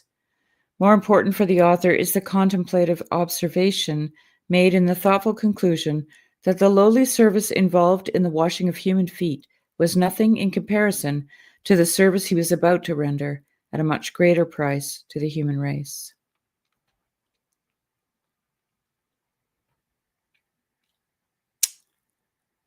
Want to do one more? It's up to you. You're the reader. Yeah, I'm fine. Okay. Good. We can do. This one's not very long. Song 55, the last mead hall feast with the warrior companions. I just thought this would be a nice place to end, like with for sure. the Last Supper. God's child of peace went and sat down among the warrior companions and gave them much long-lasting counsel. The light was coming back. Morning was coming to mankind. Mighty Christ spoke to his followers and asked them where they were going to hold his feast meal on the holy day, where he would observe the holy time with his warrior companions. He then told his men to go to Jerusalem. When you walk into the hill fort, he said, there will be a great deal of noise and commotion from the large throng. There you will see a man carrying a vat full of clear water in his hands. You are to follow him to whatever dwelling you see him go. Then say to the Lord who owns the house that I am sending you there to prepare my feast. He will then show you a magnificent house, a high hall, which is everywhere hung with beautiful decorations. This probably means tapestries on the walls. There you are. Yeah, there you are to prepare my banquet for me. That is the place where I will definitely come with my warrior companions. Soon thereafter, Christ's followers were on the road to Jerusalem. They found everything he had said in his directions to be true. Nothing was in any way different. Then they prepared the feast. God's son, the holy chieftain, came to the house so that they could carry out the custom of their country and follow God's command in accordance with the law of the Jews and their ancient customs from days long ago. In the evening, Christ, the all-ruler, went and took his seat in the hall. He told the 12 warrior companions who were the most loyal to him in their feelings, word, and in deed among the men to come to him there. Loyal is Gitroiston. Gitrioiston. I think it has to do with that Troia. Loyalist. The ones who are not just loyal because it is their obligation to a chieftain, but the ones who have the actual feeling of loyalty are so called. As in the description of the unjust at the Last Judgment, the Heliand insists on internal attitudes, feelings, being what determines who is a good theme of Christ. The holy chieftain himself knew their attitudes of mind. During the meal, he spoke to them. I am very glad, he said, to be able to sit together with you and enjoy the feast, to share the Pascha of the Jews with you who are so dear to me. Now I will tell you that it is your chieftain's will that I no longer enjoy food with men, with human beings in this world, until the kingdom of heaven is implemented. For me, the pain and terrible torture which I am to suffer for this world and this people is now at hand. As he was speaking about this to the thanes, the holy chieftain's mind became downcast. His mood darkened, and he spoke again to the warrior companions. The good one said to his followers, listen, I promised you God's kingdom, the light of heaven, he said, and you devotedly promised me your thainship. Now, you are not willing to carry it out. You are not being true to your word. I'm telling you here and now in all truth that one of you 12 intends to sneak away from his promised loyalty and to sell me to the Jewish clan, to trade me for silver. He wants to get buried treasure for himself, precious jewels, and for that to hand me over, his chieftain and lord. Judas's crime is seen in the Heliand as a violation of the warrior code of Gesidi, loyalty. Judas is not seen as guilty of desertion under fire or of treason to the cause, but of breaking the intimate feudal bonds of loyalty between a chieftain and the thanes who were his personal warrior companions. That will be to his harm and punishment, however, when he sees his fate. Thea urdi, the fates. When Judas, in other words, becomes aware of the fateful path he has taken and sees the inevitable end to which this course of action leads, then the phrase literally means when he sees the fates, and perhaps this may have been a common, if frightening, expression. That will be to his harm and punishment, however, when he sees his fate and catches a glimpse of where his dreary task ends up, then he will know full well that it would have been a more pleasant thing for him, much better by far, never to have been born alive in this light, rather than to receive the reward for his evil task and malicious advice. At that, each of the earls began to look at one another, casting worried glances. Their thoughts were in turmoil, their hearts in grief, as they heard their lord saying such lamentable words. The men were worried.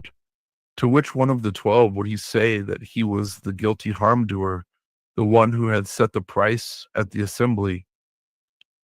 Nor was it easy for any of the thanes to admit such evil intentions. Each man denied it. They all became frightened. No one dared ask until that worthy man, Simon Peter, who did not dare to ask himself, made a sign to John the Good. In those days, John was the favorite thane of God's son, the one he loved the most. He was allowed to rest on the lap of mighty Christ, and he was lying with his head leaning on his chest. There he learned so many holy mysteries, so many deep thoughts. He spoke to his chieftain then and began to ask him, "Who could it be, my lord," he said, "who wants to sell you, most powerful of kings, to your enemies? We are very anxious to know." Christ the healer had his answer ready. "Look at the one into whose hands I give some of my food in front of these men. That man has evil intentions and a bitter mind. He will put me in the power of enemy murderers who will take my life spirit and put an end to my days."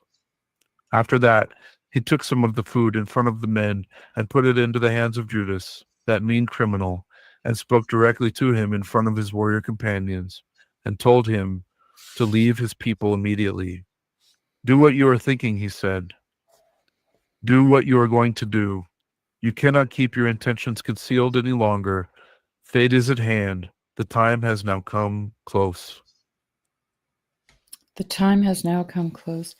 Thiu urd is at handun. Thea tidi sind nu ginahid. The fate is at hand. The times have now come close. This is a radical Germanic alteration of the parallel passage in Scripture, John 13:31. Now the Son of Man is glorified, and God is glorified in him. Though some interpret this tragic line as referring to Judas's fate, I think that this is not the case, and the line should be interpreted as an observation made by Christ about his own fate. This is the moment that sets his irrevocable fate in motion, and he is depicted as knowing it. The words of this line are used more than once in the course of the Passion story, and they create a somber and tragic Germanic religious undertone. As soon as the disloyal traitor... You want to just read the last paragraph? And yeah, then sure. After? Yep. As soon as the disloyal traitor took the food and put it in his mouth to eat it, the power of God left him. Cruel things started going into his body. horrible little creatures. Satan wrapped himself tightly around his heart, since God's help had abandoned Judas in this world. This is the woeful situation of people who, under heaven, change lords. So the first footnote is on the word traitor. Troilogo, literally loyalty liar. The original is obviously much stronger than traitor, since it implies that one has lied or made a lie out of one's bond of personal loyalty to the head of the clan. The next one is heart, or tightly around his heart, 233. In the manner of a reptile, as in the confrontation between Christ and Satan, in the scene of the temptations of Christ, there are always hints that Satan moves like a snake. And the last one, change lords. This is obviously a strong warning to the Saxons by characterizing vacillation between religions as a betrayal of one's loyalty to the chieftain. Once that feudal bond is broken by a thane, the Heliand warns he has no right to expect the chieftain's reciprocal duty of help and support against enemies.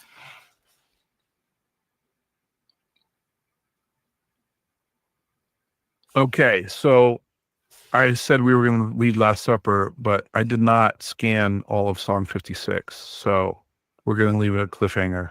Yeah. Judas has left, and we're going to do the Eucharist next week. Good. The institution of the Eucharist. So, beautiful stuff. Mm-hmm. Really. Oh, there we go. Okay. And this. Okay. Wow. Thanks for staying with us, everyone, as we read. Yeah. The Heliand. 30 pieces of silver. This is so fun. I'm going to look it up. Hold on. Yeah, you do that. I have it right here. No, I'm going to drop a link. Yes. And this is a free PDF. Anyone can download it. So I would recommend downloading it and checking it out. It's very cool. Very. If anybody wants to join us, you can just click on the link. If you're on YouTube, that is.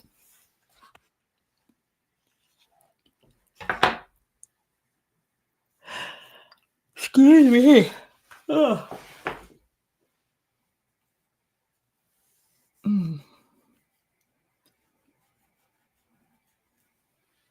I have to say goodnight to my daughter. Sorry, one moment. Aw. Is she getting homesick yet? A little? No, a little. So they'd had a week of being up there before school started. Mm-hmm. And they had a lot of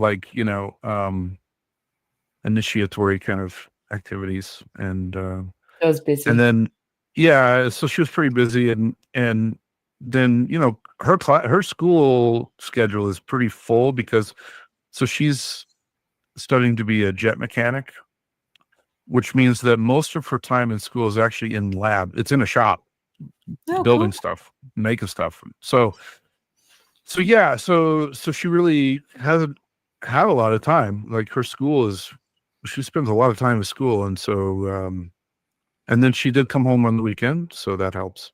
Mm-hmm. And she's going to come home this weekend as well. So I think one nice thing is she's only like an hour away. So that I think it's just right where Perfect. she's just starting to try out her wings a little bit, but she can easily fly back to the nest. So yeah.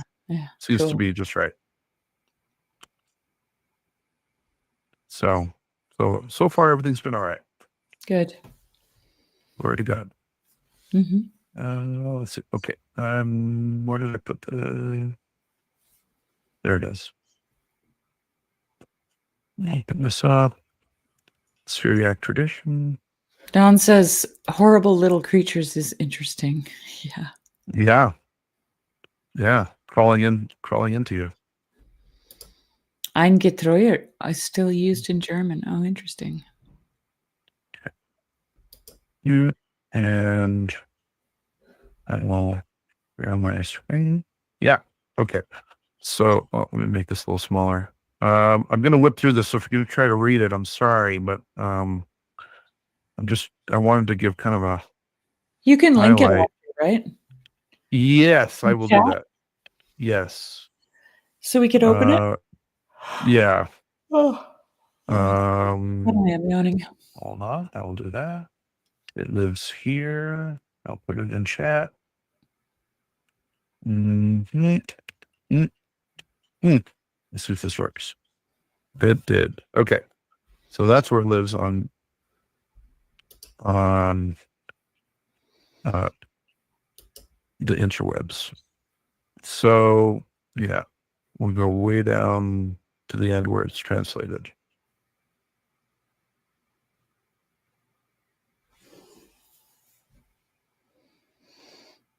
So there was an East version and a West version.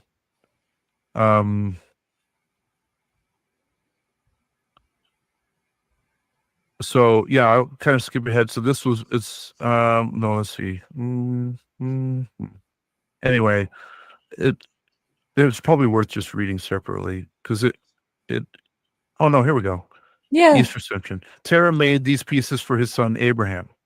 Abraham made them or gave them to Isaac, and Isaac bought a village with them. The master of the village brought them to Pharaoh. Pharaoh sent them to Solomon, the son of David, for the building of the temple, and Solomon took these pieces and put them around the door of the altar. When Nebuchadnezzar came and took captive the children of Israel, he entered the temple of Solomon and saw that these pieces were beautiful, and he took them and brought them to Babylon with the captives. And there were some Persians there as hostages, according to the custom of the kings. When Nebuchadnezzar came from Jerusalem, the king of the Persians sent offerings, everything fit for rulers and for kings and rulers. Yeah. When Christ was born and they saw the star, they rose and took those pieces and gold and myrrh and frankincense. They brought those pieces and traveled on the road until they reached the vicinity of Edessa. The day grew dark and they fell asleep on the side of the road. In the morning they arose to continue on the road. They forgot those pieces where they slept and did not know it. Some merchants came after them and found the pieces. They came to the vicinity of Edessa by a certain well, and on that very day an angel came to the shepherds of that land, and he gave them a robe without a seam on the upper end. And he said to them, "Take the robe in which there is salvation for humanity." The shepherds took the robe and came to a well, and they found the merchants who had found the pieces by the well of the water. They said to the merchants, "Will you buy this beautiful robe without a seam at the upper end?" The merchants said, "Bring it here." And when the merchants saw this robe, they marveled at it very much. The merchants said to the shepherds, "We have beautiful pieces worthy of a king. Take them and give us this robe." And since the gifts and presents had been sent by the Persians, sorry. So this is the second version of the story. Okay. So there's two versions. There's an East and a West and an East version. So we'll go back to the West. When the merchants had taken the robe, they entered the city and stopped at an inn. Abgar the king sent for the merchants and said to them, "Have you anything worthy of a king that I could buy from you?" The merchant said to him, "We have a robe without a seam at the upper end." When Abgar saw that robe of which there was no equal, he said to them, "Where did you get this robe?" They said to him, "We came to a certain well by the gate of your city, and some shepherd said to us, 'We have a robe without a seam at the upper end. Will you buy it?' And we saw a robe that has no equal in the world. We had with us 30 pieces stamped with images of kings, which we gave to the shepherds and received this robe. And these pieces are worthy of kings such as yourself." When Abgar heard this, he sent for the shepherds and took the pieces from them. And Abgar sent the pieces and the robe to Christ for the good that he had done him, for he healed his disease. When Christ saw the robe and the pieces, he took the robe and sent the pieces to the Jewish treasury. Our Lord knew their secrets. That is why he sent these pieces with which he would be bought. Oh, wow. That's How great. cool is that? Yeah. Right? That's very cool. Yeah. So anyway, there's a lot more details, and I think there's a third version in this as well. So, and when the Jews came to Judas Iscariot, they said to him, "Deliver to us Jesus, son of Joseph." He said to them, "What will you give me if I deliver them to you?" And they rose and brought those 30 pieces and gave them to Judas Iscariot. And Iscariot returned them to the Jews. They bought with them a burial place for strangers. And then they brought the pieces to Solomon's temple and threw them into a fountain inside the temple, the pieces as well as the staff of Moses the prophet, and thus hid them.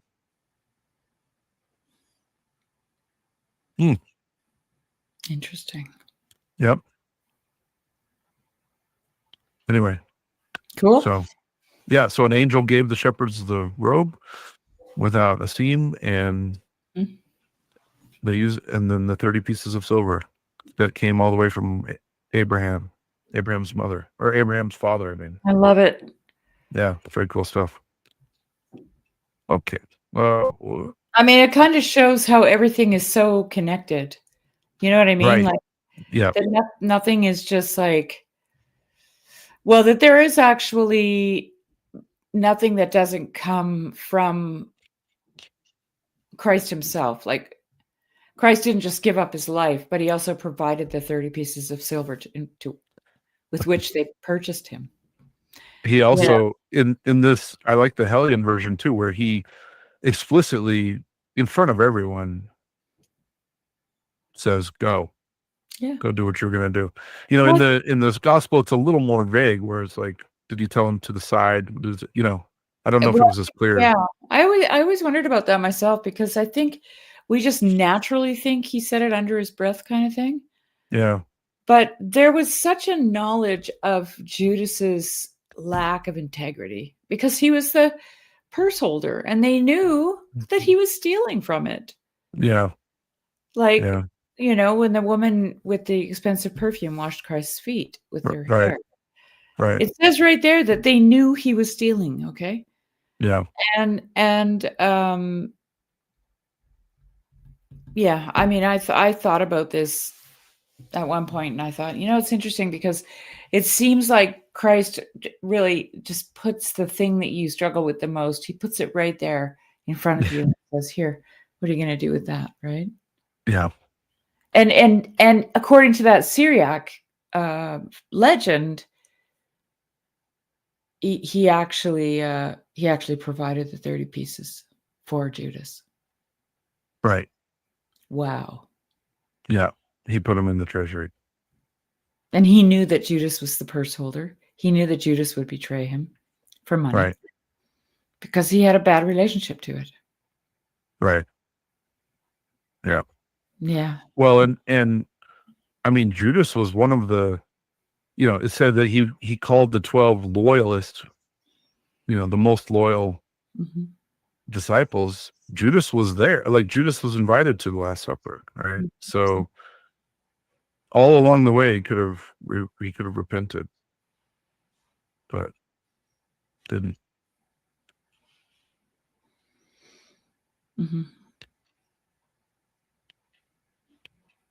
Well, he thought he had it figured out. That's what I think. You know, I don't think he was trying to actually betray Jesus. He was trying to force Jesus' hand, because he had a different image of what Messiah was. That's an interesting view. Yeah, where he was trying to kick off the war, basically. Yeah. Yeah. He's really trying to, that's what I think, you know? Yeah. And probably also why he was complaining about this woman spending, where did I read that? Or did you tell me about that? It was like worth $25,000 or something, that perfume. Yeah. I may have said that. I don't know. I can't remember. I don't remember where I heard it, but it was very expensive. Okay. And yeah. And I'm not talking about $25,000 in our day, in their day. Right. It was really, and you know, I bet you anything Judas is thinking, plus probably a couple others, because there were zealots among them. You know, wow, we could buy some guns with that money. You know, we could do stuff with that money. But then he had to make it sound like it was, you know, for the poor. Right. Right. So, yeah, the best laid plans of mice and men, right? That's kind of the story of Judas, in my opinion. Yeah. You know? Yeah. That to me is the only, to me that having that thought, you know, kind of seeing it from that perspective, makes it easier to understand why he would have killed himself, because it did not turn out the way he thought it would. Yeah. And the man he loved was crucified. Yeah. We realized. Yeah. Mm-hmm. Mm.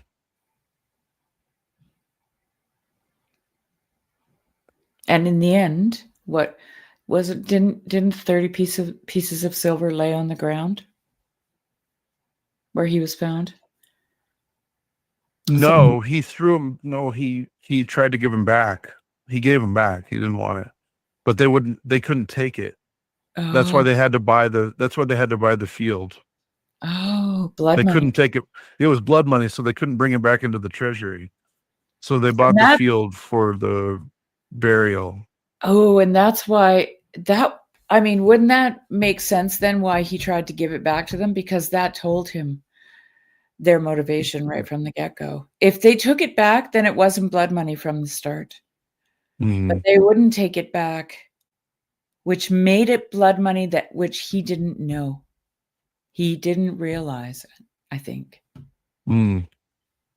Right? Well, I don't. What do you think?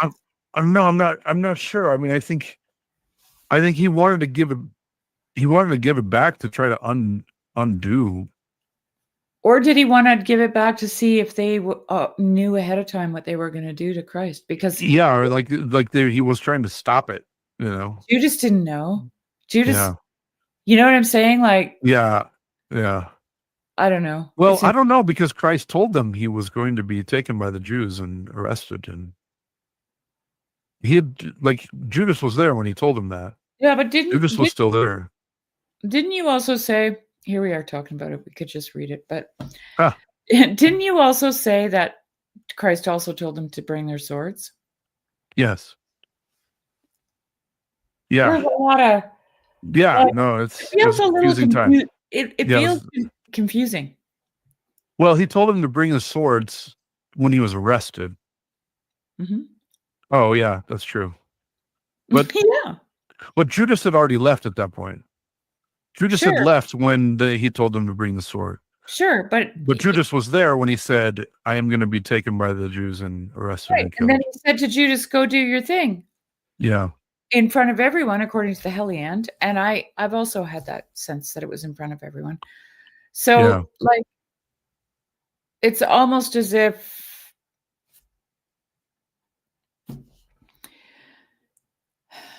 there was a possible way it could have gone with force and violence, but Jesus not at the last minute, not like, it's almost like a life lesson. It's like you get right up to the edge and then everything changes. Like Abraham and Isaac, right? Yeah. Yeah. Very good. Very good point. Yeah. Exactly like that. Yeah. You think it's going one way and then you go, oh. Okay. This is different than I was expecting. And then all the crap hits the fan. Judas hangs himself. Peter denies him. All this stuff goes on because now they, I mean, even John said before he was beheaded, "Are you really who we think you are?" Mm-hmm. Right. Yeah. Father John Bear really makes this point quite a bit in different sermons that or lectures that he's given. He says, if Jesus Christ walked into a Starbucks right in front of you, you wouldn't know who he was. Right. You wouldn't recognize him. Yeah. Like his disciples didn't recognize him. They didn't recognize him on the road to Emmaus. There's just lots of nobody seeing who he really was. Right. Right. Mm-hmm. Well, not even was going on before he was resurrected. There were times remember where he said, "You guys go up to Jerusalem," and then he went up there secretly. Yeah. And then, and the time too, where they were gathering around and going to throw him off the cliff, and he just kind of, walked away, dodged it, hid himself among them. But the ones who did recognize him were the demons. Yes. They did right away. Right. Right. And confessed who he was. Yeah. Yeah. And he kept telling him, don't say that. Stop talking about it. Yeah. He hasn't given away the secret. No, it is a perplexing thing. Because you have the God man Christ, two natures, one person, and he's always you're seeing both, and it's just really, you can't wrap your head around it. And it's the same then as it is now, where he's ruling in secret among his enemies. That, because I really liked the thing I caught in the Heliand tonight that stood out to me was the part where it said, this is the last time I'm going to eat with you until after the kingdom of heaven has been established. And then when he appears to them in the upper room, he eats the fish and honey with them. And then out on the beach, he eats the fish with them as well. So he does, it's like pointing out that the kingdom of heaven has been established by his resurrection. It's not the final judgment day. The kingdom of heaven is at hand, right? It's like he established it. He established his rule on earth when he went down into Hades and cleared it out, blew the gates of Hades open, and lifted everyone out, right? So that end day has already started. We're in that now. We're in that 1,000 years of Christ being ruling. That's now, because the 1,000 just is it's 10 to the third power. It's 10 times 10 times 10. So it's the fullness of fullness, right? It's the fullness of times. Right. We're in that time. Yeah. So anyway, who knows how long it'll go on. My wife always makes the point. She's like, every generation thinks they're the ones we're going to see the second coming. And everyone thinks, oh no, this is the worst it's ever been. Yeah, that's the thing that really gets to me. It's like, man, the guys are crazy. He's just like, people are typing. Like, calm down. They're sitting in their parents' basement with Cheeto dust on their chest, typing that we're in the apocalypse. Right. Just like, yeah. No, I'm sorry, friend. Think again. There's been worse times in history. Much worse. But it's hard for us to catch it. This is a point I keep coming back to, is that history, when we read history, it's so compressed. And just like the high points and like the movements are then the patterns are easier to see when you're looking backwards, right? But as you're living through it, you're living through it in real time. Like World War II was very different for people who lived through it than it was to watch even like a 10-part documentary about it, right? It's like no one had the experience of World War II the way that you can have it by watching a documentary about it. Yeah. Because it's all compressed, right? And so I always have to remind myself, it's like there's crazy things happening right now that are historic things, but it's hard to know what's going to be collected and gathered by future generations about this time. Like, what will they see? What will they notice? What will stand out? What are the patterns that we're a part of? You can't see it when you're in it. No, I mean, you can a little bit. You can discern a little bit, but it's very difficult to understand what the actual turning points are of a particular timeline. I'm just going to jump up and grab a book. Hopefully it won't take me more than a minute. Okay.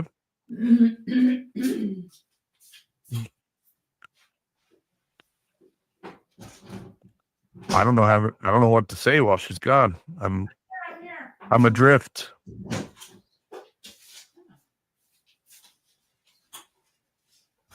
I just found some seeds in my bookcase. Look at this. That's where they weren't. Okay, so this is War and Oops, can't see that. War and Christianity by Vladimir Solovyov. And I just see if I can find. There's a spot in this dialogue in War and Christianity that because you're talking about being confused and timeline and what's right and what's wrong and all that kind of thing. So it's been a while since I looked this over, but you make me sound like a flailing teenager in my room, just flailing around. I don't know what to do. I'm so confused. No, no, not just you. I think we're all. I think the teenager feels it for one thing. Yeah. The adult goes, yeah, okay, I know. I've been through the existential angst thing. I'm done with it. Yeah, it's gonna be all right. Yeah, who cares? If I die, I die. Maybe real quick, while you're looking for it, I'll share an anecdote about my grandpa. So my grandpa had 2 heart attacks. I think he had 3 heart attacks, but after his second heart attack, he was given a very, they resuscitated him, and he was kind of upset about that. And so they gave him, a really restrictive diet, and he was looking at it and he was just like, nah, I'm not doing this. And so one time I remember we were having a family barbecue. There were, my aunts and uncles were there, and my grandpa was cooking, and he had a double cheeseburger that he was biting into. And my dad was like, Pa, do you think you should be eating a double cheeseburger right now? And my grandpa just said, well, a guy's got to die of something. You might as well die of hamburger. He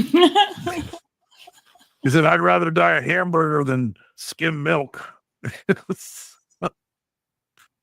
So you were just talking about, I was vamping on your line where you were saying, yeah, you got to die of something. It was like that line from my grandpa came. Guy's got to die of something, so you might as well die of hamburger. I think I found it here. When I read this, you made my joke fall flat because you're reading. That was hilarious. I was laughing, and I know it was just funny. I'm just giving you a hard time. I did do that. I'm so sorry. No, it's okay. It's funny. It's not a big deal. Trust me, a lot of my jokes hit dead air. My family is a very tough audience, so I'm used to it. It's all good. Oh, I got somebody at the door. Hang on a second. Okay, so I will bring up this book that she's going to be reading to us from and share it so you all can see it. We can talk about it. War and Christianity, 3 Conversations with Vladimir Solovyov. This original translation of a key prophetic and apocalyptic work written by Russia's greatest philosopher at the end of the 19th century characterizes in bold strokes and with astonishing prescience the challenges that mankind faces as progress races to bring history to an end, calling us to vigilance and resistance to evil. The passing of more than a century since it was first written has not caused this remarkable text to lose any of its luster. Indeed, it is more relevant today than when it was first penned. Solovyov describes 3 main trends of his and our time: economic materialism, Tolstoyan abstract moralism, and the kind of hubris that has grown so rampant in contemporary society. For him, over a century ago, the first was all too present and about to explode in the rise of the communist state, referring to the economic materialism. There we go. Sorry. A hollow moralism, or a meaning with no core, was beginning to develop and would soon replace almost all vestiges of traditional values, like our meaning crisis, basically. Yes. As for hubris, greed and evil well disguised as good. Greed and evil well disguised as good. This is the touchstone of society at the turn of the 20th to the 21st century, and is precisely what Solovyov describes as the apocalyptic precursor of the Antichrist. Vladimir Solovyov, one of the greatest philosophers of the 19th century, he helped establish a rich tradition of Russian spirituality, inspiring a whole generation of thinkers who followed his many-faceted spirit into diverse realms, bringing together philosophy, mysticism, theology, poetry, and beautiful visionary experience with a trenchant social message. Solovyov was also a prophet, having been granted 3 visions of Sophia, divine wisdom. Okay, so I found what I wanted to read you, and the reason I want to read this is, and you just kind of like touched on it in that introduction of the book. It's just imagine how universal this problem is. Okay, this moralism. So you have someone who has a moralistic. We cannot kill, right? We cannot kill anyone. So in the book, it's a conversation. So there's 4 different characters. And in this conversation, there's a prince, Mr. Z, and the general and the lady. Okay. So the lady asks, she always inserts these very feminine questions, like, and anyway. As ladies do. Yeah. So then,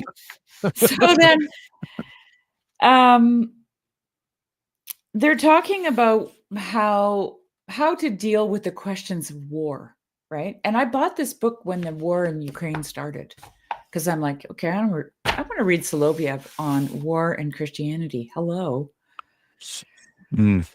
So, and man, I walked away just like I could probably just throw the book behind me and say, I don't know what to say about this. Okay. And anybody who thinks they know what to say about this doesn't really understand it, in my opinion.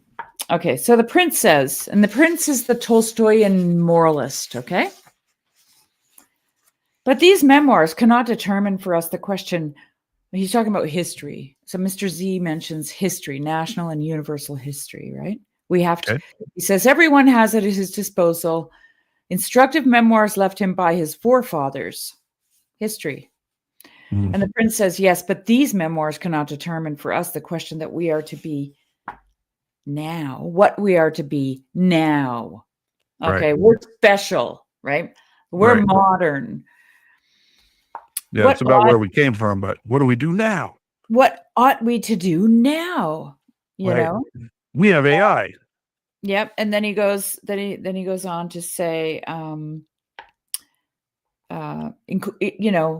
in those wild times, moral conscience had not triumphed over the coarse Byzantine understanding of Christianity, and it did permit people to kill those whom they deemed evildoers.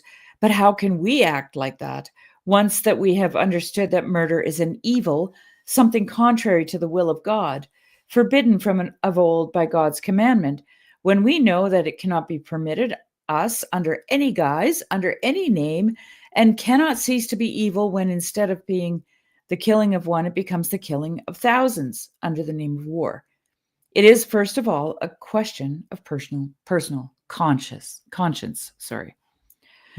So then the general is sitting there listening to this, right? And he's listening to the prince moralize and say, the Byzantines didn't really know what they were doing, and that's why they killed people. But now we're so much more modern, and we know we've got a moral conscience now. Those people were apes. By the way, Belisarius is like one of the greatest generals of all time. While we're talking about the Byzantines. So he was under Emperor Justinian. Justinian wanted to reunite the East and the West because by that time, Rome had fallen and been taken over by the barbarians. Yeah. And he saw it as his life mission to reunite East and West. And Belisarius was the general who did it. Phenomenal story. Like, it's so is good. He a saint? No. Okay. But he did. We could cover it. No, he did pay to. It was Saint Justinian is the emperor. Saint Justinian. Yeah. And his wife, Saint Theodora. But Belisarius was a little rough around the edges. Real quick, I'll tell a quick story. When they got to Rome, and some of his men had gotten into Rome and had taken Rome, and he was still out fighting barbarians, and he was covered in blood and was coming to the gates, and was asking to be let in, but he was so covered in blood they couldn't recognize him. Yeah. And so he turned, and there were men chasing him, and he killed. I think he fought between 30 and 50 men and killed them all. And then one of the guys was like, that can only be Belisarius. Yeah. Yeah. We have to let him in. And so they let him in, and he actually rewarded them for not believing him. Oh, wow. That when he was trying to be let in, because he said, yeah, that would have been a trick. You were wise to not let me in. Right. Because they didn't recognize him. But anyway, love that guy, Belisarius. Sorry, go ahead. Okay, so I just want to read. That was like my ADD moment. Sorry. Yeah, it's okay. It's okay. Okay, so this guy just did his modern thing, more and moralized, right? And we can't kill anybody. Right. And General says, well, if it is a matter of personal conscience, permit me to make the following personal report. I am a man who, in the moral sense, as of course in most other senses, am altogether mediocre, neither black nor white, but gray. I have not evinced either special virtue or special sin. But in all good acts, there is always a difficulty in weighing their merit. You can never be sure whether your conscience had been obeyed, whether your conscience stands for real good or only for a kind of mental softness, a habit of life, or an impulse of vanity. Good acts always seem to be in a small way. In the whole of my life, I only remember one good occasion, which it would be impossible to name small, but I know absolutely that then there was no doubt whatever about my impulse. I acted solely at the dictates of a good power. It was the one occasion in life when I experienced a complete moral satisfaction, where I fell even into a sort of ecstasy because I had acted without reflection or hesitation. My act remains till now, and will of course remain forever, my purest memory. Well, and that one good act of mine was a murder. And not by any means a small murder. For in a quarter of an hour, I killed considerably more than 1,000 men. And then the lady says, and I thought that you were serious. And then the general says, altogether serious. I could bring witnesses. Certainly I did not kill with my hands, with these sinful hands, but with the aid of 6 pure, sinless steel cannon, with the most virtuous and beneficial shrapnel. What good was there in that? Says the lady. Well, of course, although I am a military man, and even according to our present style, a militarist, I should not call the simple destruction of a few thousands of ordinary people something good, be they Germans or Hungarians or Englishmen or Turks. This was something quite special. I cannot even now speak about it with equanimity. It stirred up my soul so much. And the lady says, well, tell us it quickly. Since I mentioned the cannon, you no doubt guess that it was in the last Turkish war. I was in the 3rd Caucasian Army after the 3rd of October.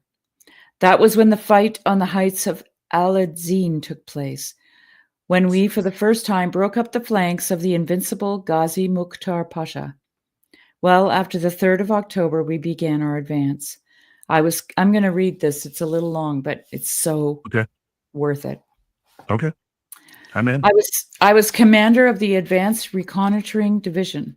I had the Nizhny Novgorod Dragoons, 300 Kubansi, and a battery of horse artillery. It was a dreary country, not bad up in the mountains, beautiful, but in the hollows, nothing but empty, burnt-down villages and trampled earth. On the 28th day of October, we descended to a valley where, by the map, there should have been a large Armenian village. Of course, there was no village left, whatever, but there had been a fairly large one, and not long ago. The smoke of it was seen for many versts. I concentrated my detachment because, according to rumor, there was a powerful band of cavalry with whom we might quite possibly come into collision. I rode with the dragoons, the Cossacks going ahead. Quite close to the village, the road had a sharp turn. The Cossacks galloped round and then came to a full stop as if rooted to the earth. I galloped up to them, but before I saw with my own eyes, I guessed from the smell what was the matter. The Bashi bazooks had left their kitchen behind. An immense wagon of fugitive Armenians had been overtaken by the ravaging enemy. The Bashi bazooks had made a fire under the wagon and burnt the people slowly to death.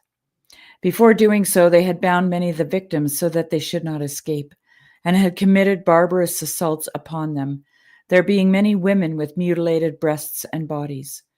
I could not mention all the details. One picture is clear in my eyes at this moment. A woman lying on her back on the ground, her neck and shoulders tied to the cartwheel in such a way that she could not turn her head, and she lay there neither burnt nor broken, but with a ghastly twisted expression on her face. She had evidently died from terror.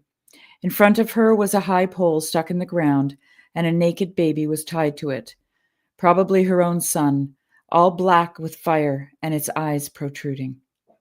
Such a mortal sorrow overcame me that I looked upon God's earth with a loathing, and I acted as if I had been a machine. I gave the order for advance, and we came up to the ravaged village. It was literally raised from the earth. There was not one stone left upon another. Suddenly we saw what seemed like a scarecrow emerging from a dry well, all muddy and torn. He came up to us, fell flat on the ground, and began reciting something in Armenian. We made him get up, cross-questioned him, and found out that he was an Armenian from another village. He was a little intelligent fellow. He had just arrived at this village when the inhabitants were beginning to flee.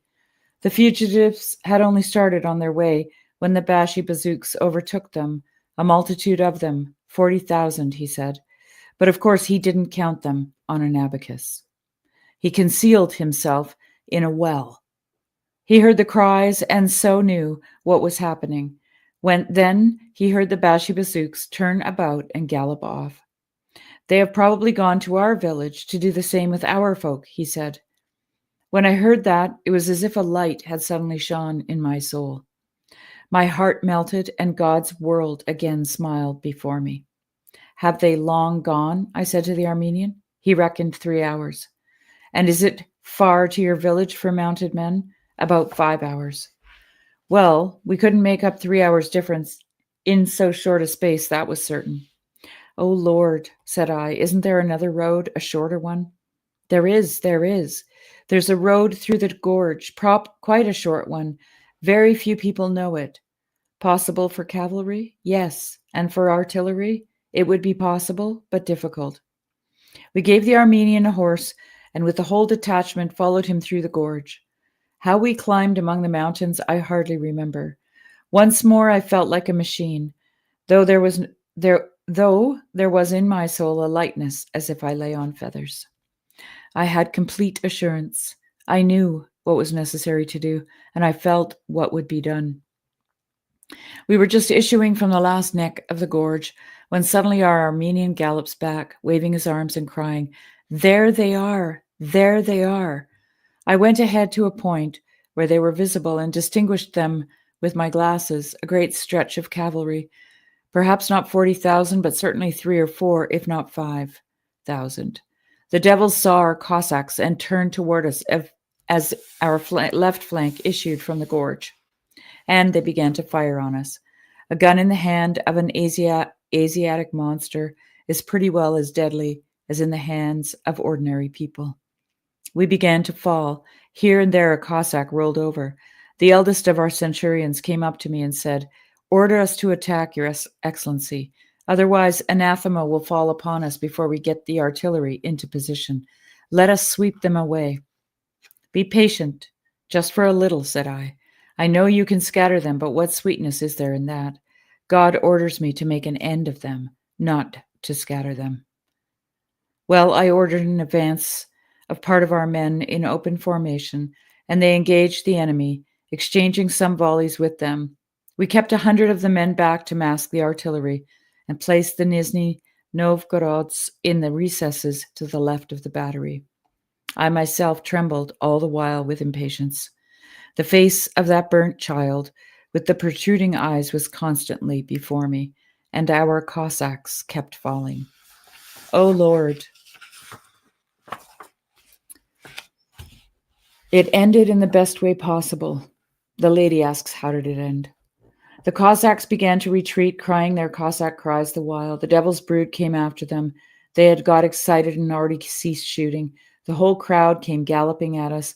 The Cossacks rode up within 200 something sazens of us, and then scattered all in different directions. I saw that the hour of God's will had arrived.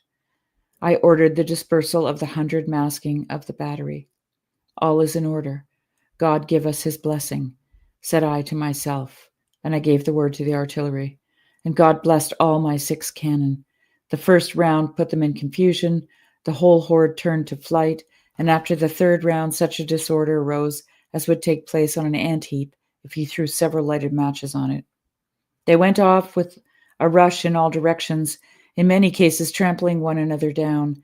Then our Cossacks and dragoons of the left flank went after them and cut them up like cabbage. Those who escaped the artillery perished on their swords. Many threw down their arms, leapt from their saddles, and offered themselves as hostages. But I did not interfere. They themselves knew that this was not a matter of taking hostages, and our Cossacks and Nizhny Novgorods cut them all up. And if only these brainless devils had not taken fright at our fire, and instead of running away when they were between 20 and 30 sazens from us, had flung themselves upon us and taken the cannon, we had never given them a 3rd round. Well, God was with us. The business was done, and it was Easter Day in my soul, the bright day of the resurrection of Christ. We gathered our dead, 37 men who had given their souls to God. We placed them on a level stretch of land in several rows and closed their eyes.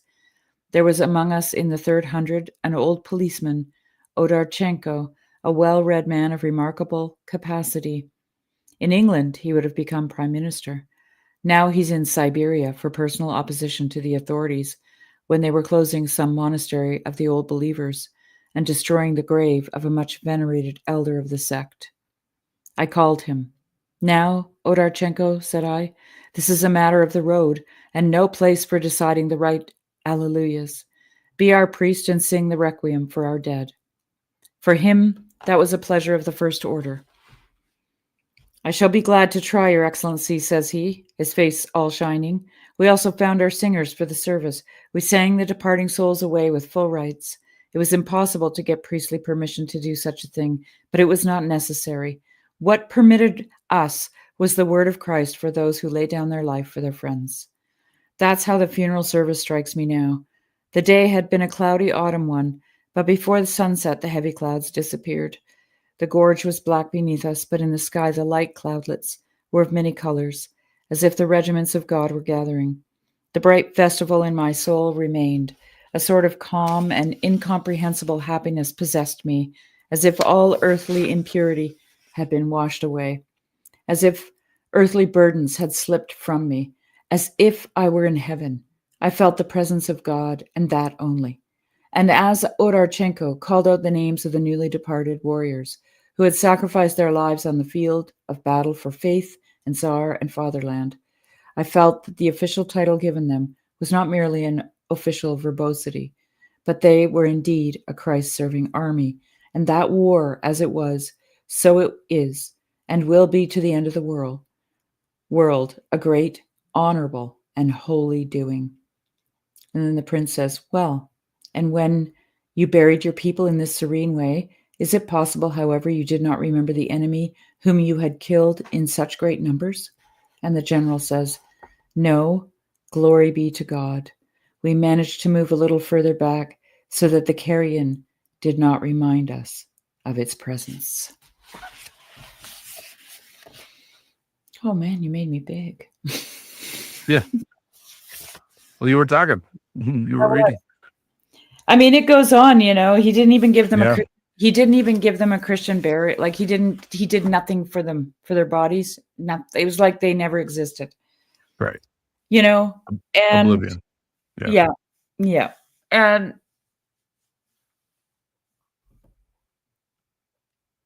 What I love about this book is this is what he does through the whole thing.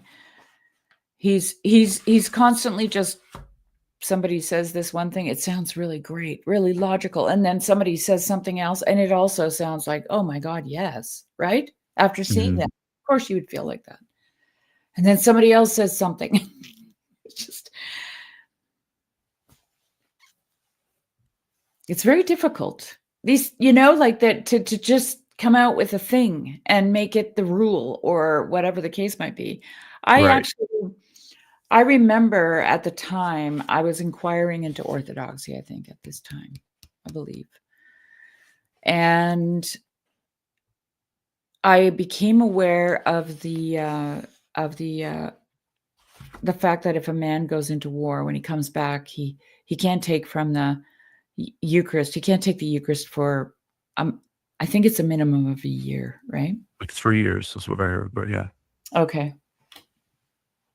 And it's for his own sake, right? It's not an excommunication because he did something wrong. It's a keeping him from the cup so that he can heal from the trauma of war. And but he's still part of the community, right? Yeah. And the thing that struck me about that, learning that and reading this, is that we have no idea what's, like, I don't know, I say it like this, but what's right and wrong. Right. And I've really been thinking a lot about the difference between correct or right and true. Right? Because like true seems to me to be it. There's this indication of, and the Old Testament uses that language a lot, upright, steadfast, right? And it's probably because I'm reading Florensky, and his book is called The Pillar, Ground of the Truth. And a pillar is upright and it's steadfast. It's immovable, right? Yeah, right. And it's straight. Then true is also indicative of like something that is true, right? Like it's straight. Aligned. That's right. Yeah. Anyway. Because you have magnetic north and you have true north, right? Yeah. True north is with the pole. Yeah. So it's aligned. Yeah. And that's what you say about a wall too. Yeah. It's true. Like it's aligned with the right. And with the cornerstone was used to make the thing true. Yeah. To make the building true. Okay? Everything was true to the cornerstone. To the cornerstone. Yeah. Correct. Yeah. Yeah. Yeah. Well, the problem is our ethics have not, we sit around thinking about trolley problems and think we know something about ethics. And it's absolutely ridiculous because your ethics only, you don't know your ethics until you're in my view is that your ethics are situational and they're contextual. And you don't know what your ethics are until you're pressed into that moment, right? Like that's where, Christ knows your heart. It's like these things like you were talking about earlier, where this money is placed, like Judas is put in a position. He is the treasurer. He's put in a position where these things can twist him, and he gets twisted. And it's because, you may have a propensity towards something, but until you're in the situation, you don't know how you're going to act.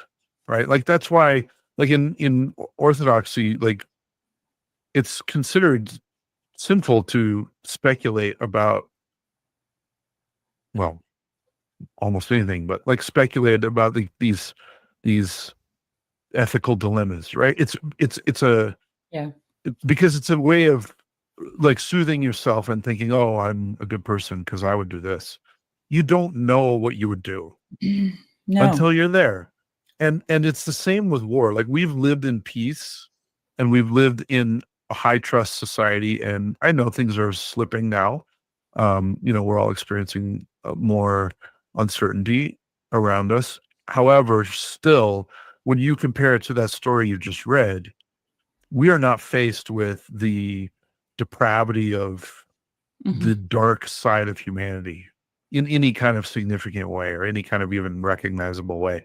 We're not forced into that mindset. And so therefore it's easy for us to sit around and go, well, I would never kill anyone. Oh, really? You have no idea. You have no idea. I mean, You might have that switch that flips in you like it flipped in that general. And you yeah, go, and okay, I see what needs to happen. Yeah. And he felt like it was a calling on him from God and that it was blessed. And you know what I mean? Like, yeah. Who's going to argue with that? Well, okay. So, we'll go controversial, since for our listeners who have been with us for over 2 hours now, we'll pull out the craziness. There's all this talk about colonization, but no one talks about what the Aztecs were doing when the Spaniards showed up. Yeah, and very well, you could have that same response that the general had, where you go, this is a very dark evil that needs to be eliminated now. It has to be stopped now. And everyone except the Aztecs saw it as a deliverance because of the tyranny of the Aztecs to the people around them. They were capturing slaves, human sacrifice. And human sacrifice doesn't just mean killing somebody on an altar. It means eating them. Yeah. And that it's easy for us to sit in our moral lazy boy recliner and say, well, I would never, how could they? And it's like, you haven't been confronted with these questions. You haven't been confronted. The scene he described, I don't even want to recount it. I don't even want to say it again. No, with the mother and the baby. Lord have mercy. Yeah. You haven't seen that. You don't know what you would do. No. That's, from what I understand. So I have a friend who was in Afghanistan and Purple Heart. And he was very gung-ho, patriotic, rah-rah, ready to serve when he went into the military as a young man. And he came back and, he told me, he said, PTSD is caused by you seeing things that you didn't think were possible. You didn't know that could happen in the world. You didn't know it could exist. You didn't know humans were capable of it. And you see it over and over and over. And it just breaks you. It breaks you because everything you thought was true or real suddenly is thrown into question because you've seen things you never thought were possible. And you don't even have words. You don't know how to, you can't make sense of it. Right. I think too. It scrambles you. That was the word he used. It scrambles you. Right. And it's not just you see what someone else has done. Sometimes it's something you did. Yes. What you're capable of. What you're capable of. Right. That's terrifying. Yeah.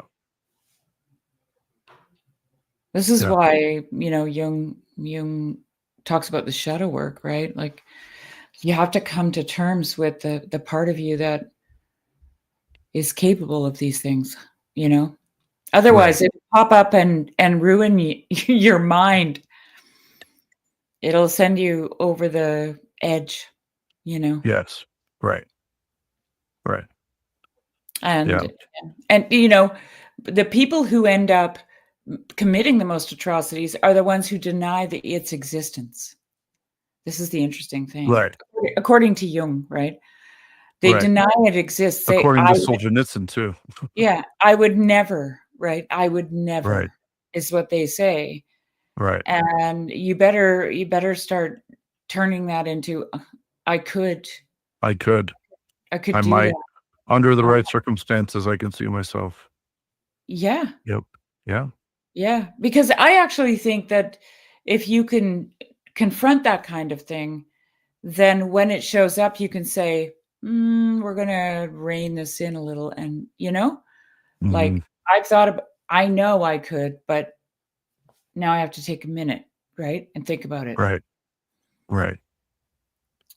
I mean, women are less, they tend less to have those kinds of, I don't choices, know if choices your to kids make. are involved. Yeah.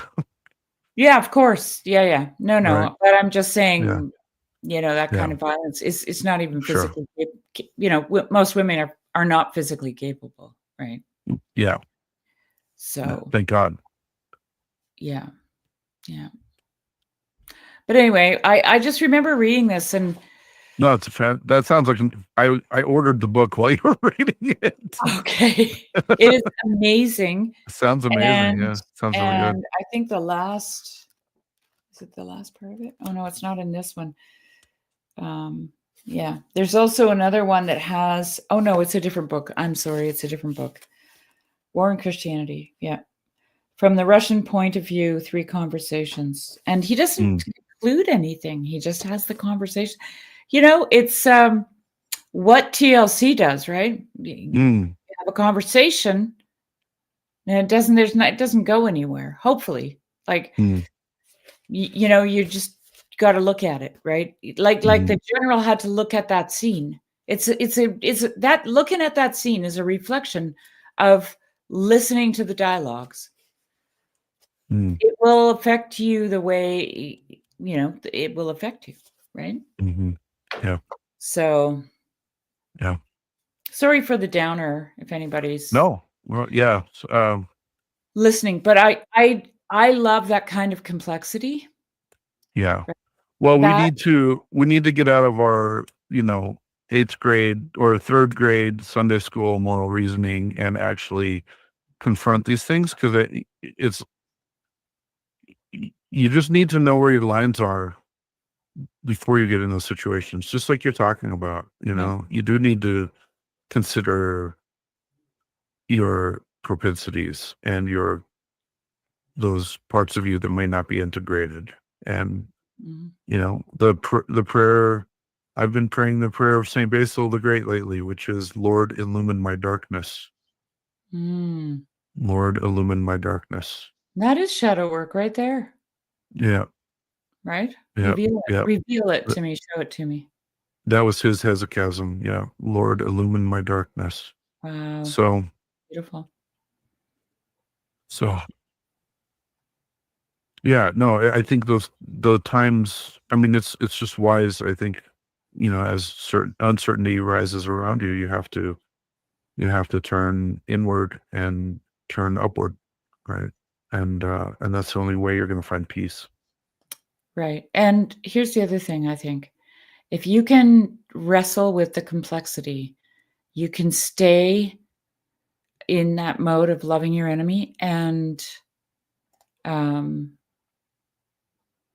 loving your neighbor as yourself, which is, loving God, of course, but not hating, right? Like if we want to eliminate polarization, we have to really look into the dark complexities of what it is to be human in the world.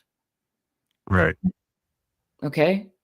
And we can't think hubristically that each one of us is greater in that sense than the other. Like there's, you might have done that, but I would never do that. Yeah. Okay. Yeah. Right.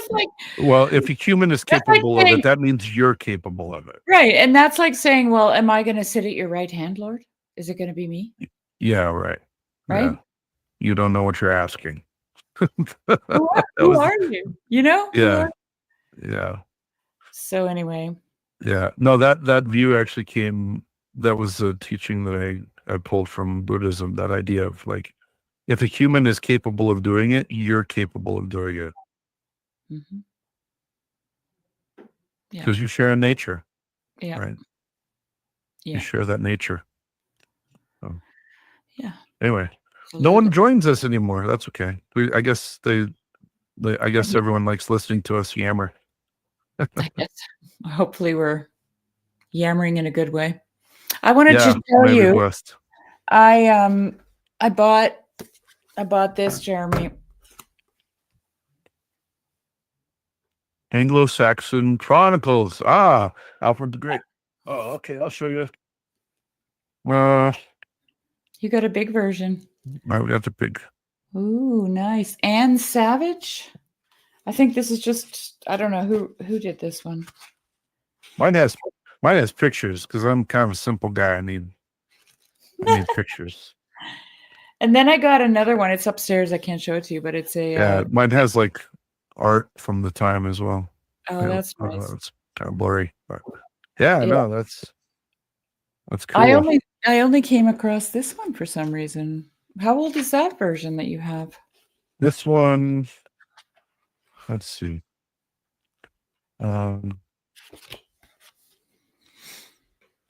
see, 1983. Oh yeah, it looks like that era for some reason. And it's a first edition as well. Yay. Ooh, nice. But yeah, no, she translates it and puts it in a really lovely presentation. Oh, that's gorgeous. Just kind of in a timeline with the margin decorations. It's really nice. Yeah. So I also ordered with it a history of the Anglo-Saxon. I think it starts in, is it 9 something and goes to so right before the Norman invasion? Something like that, yeah. But it's upstairs. Yeah. I'll have to show it to you another time. But yeah. Sweet. Yeah, that sounds cool. Yeah, I've read bits and pieces of English. Like I've kind of flipped through it. I didn't read it all the way through, but I've definitely read bits and pieces of it, and I have it's in the house now, but I've been reading more of the Lives of the Saints of the British Isles. It's really great. Oh, really good stuff. You've got that one? Yeah. Maybe you could send me a link to that one that you have, because or is this one that you got from your church? Yeah. I think my wife got it for me, so I don't know where it came from. Okay. It was a gift. Yeah. Let's see if I could find it. Maybe. I don't know if it was. I don't know if this one. No, that one wasn't the gift she got me. She got me. It was the Lives of Kings. Yeah, the royal kings and queens. Yeah, the royal. Yeah, she got me that one. one. Me that this one was one that your priest put on the book table for sale or something. That he had it. I think that's what you mentioned. That was. Yeah, no, that was a. It was a book from. It was the biography of. What's his name? The Pillar and Truth. The Pillar. Oh, Florensky. Yeah, it was the life of Florensky. Oh, I see. Okay. That was on the discount table at my church. But no, this one was Vladimir Moss selected Lives of the Saints. Hold on, let me pull it up. It's coming to me now.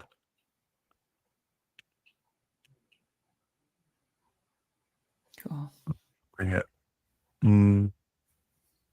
This is it.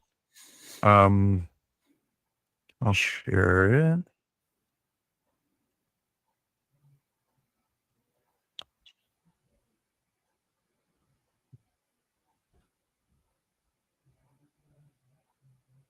Temporarily unavailable, but this is maybe it's from a different. You can get it from a different.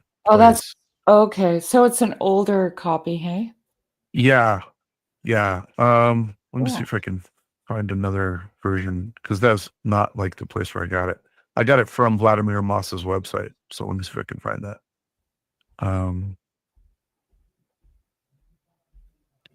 Oh, look at this. I could just share this. Well, if it's real.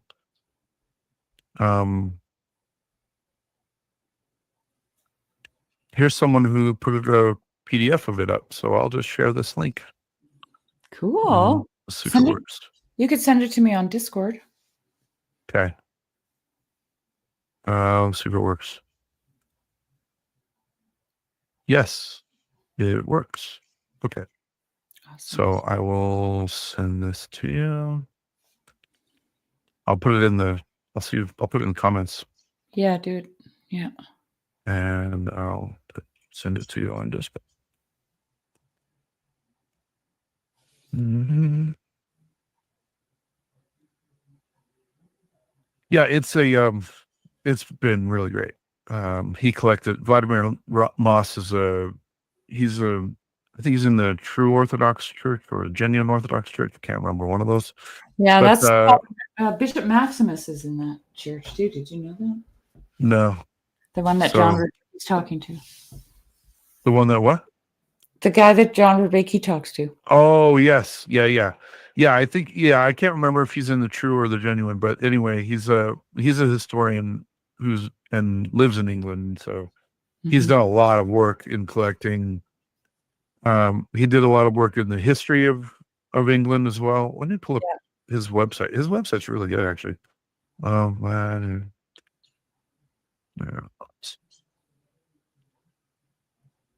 He has a lot of great books. Don't show me any more books. I'm sorry. Just kidding. I don't know if I can find it. It's not coming right up. Okay. Anyway, I'll share it next week. Yeah. He has. I'll find his website this week and send it. Because he has a lot of really good books about England. Like I said, the history of it. He took over where Bede left off, and he takes over from Bede and then goes up until after the Norman invasion. So it's good stuff. Yeah. But and then he has this Lives of the British Saints, which is really good. But cool. So that's we've got Eucharist next week, Christ instituting the Eucharist, which is going to be beautiful. And then I think we're probably 3 or 4 weeks out from being back to Lives of the Saints. Which will be right in time for winter. Yes. Like, the longer nights and the shorter days and the cozy fires and the Lives of the Saints. Yep. Yesterday was Ecclesiastical New Year. So the New Year started. Yesterday was the celebration of the creation of the earth. I got some interesting news. So I remember I told you I went to visit my godparents or my sponsors. Yep. I hadn't seen them in a while, and it was really great to touch base. And they were planning to move. They had their house on the market.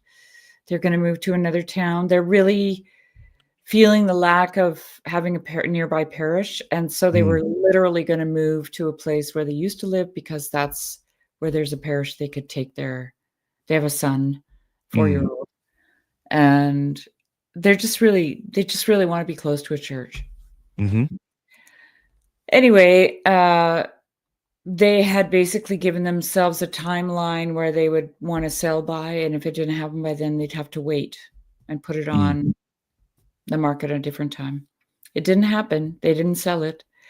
So then all of a sudden,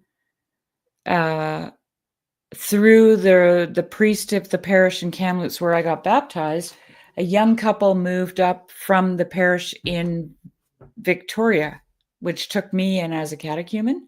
And they knew me. They knew about me because I guess the priest told them.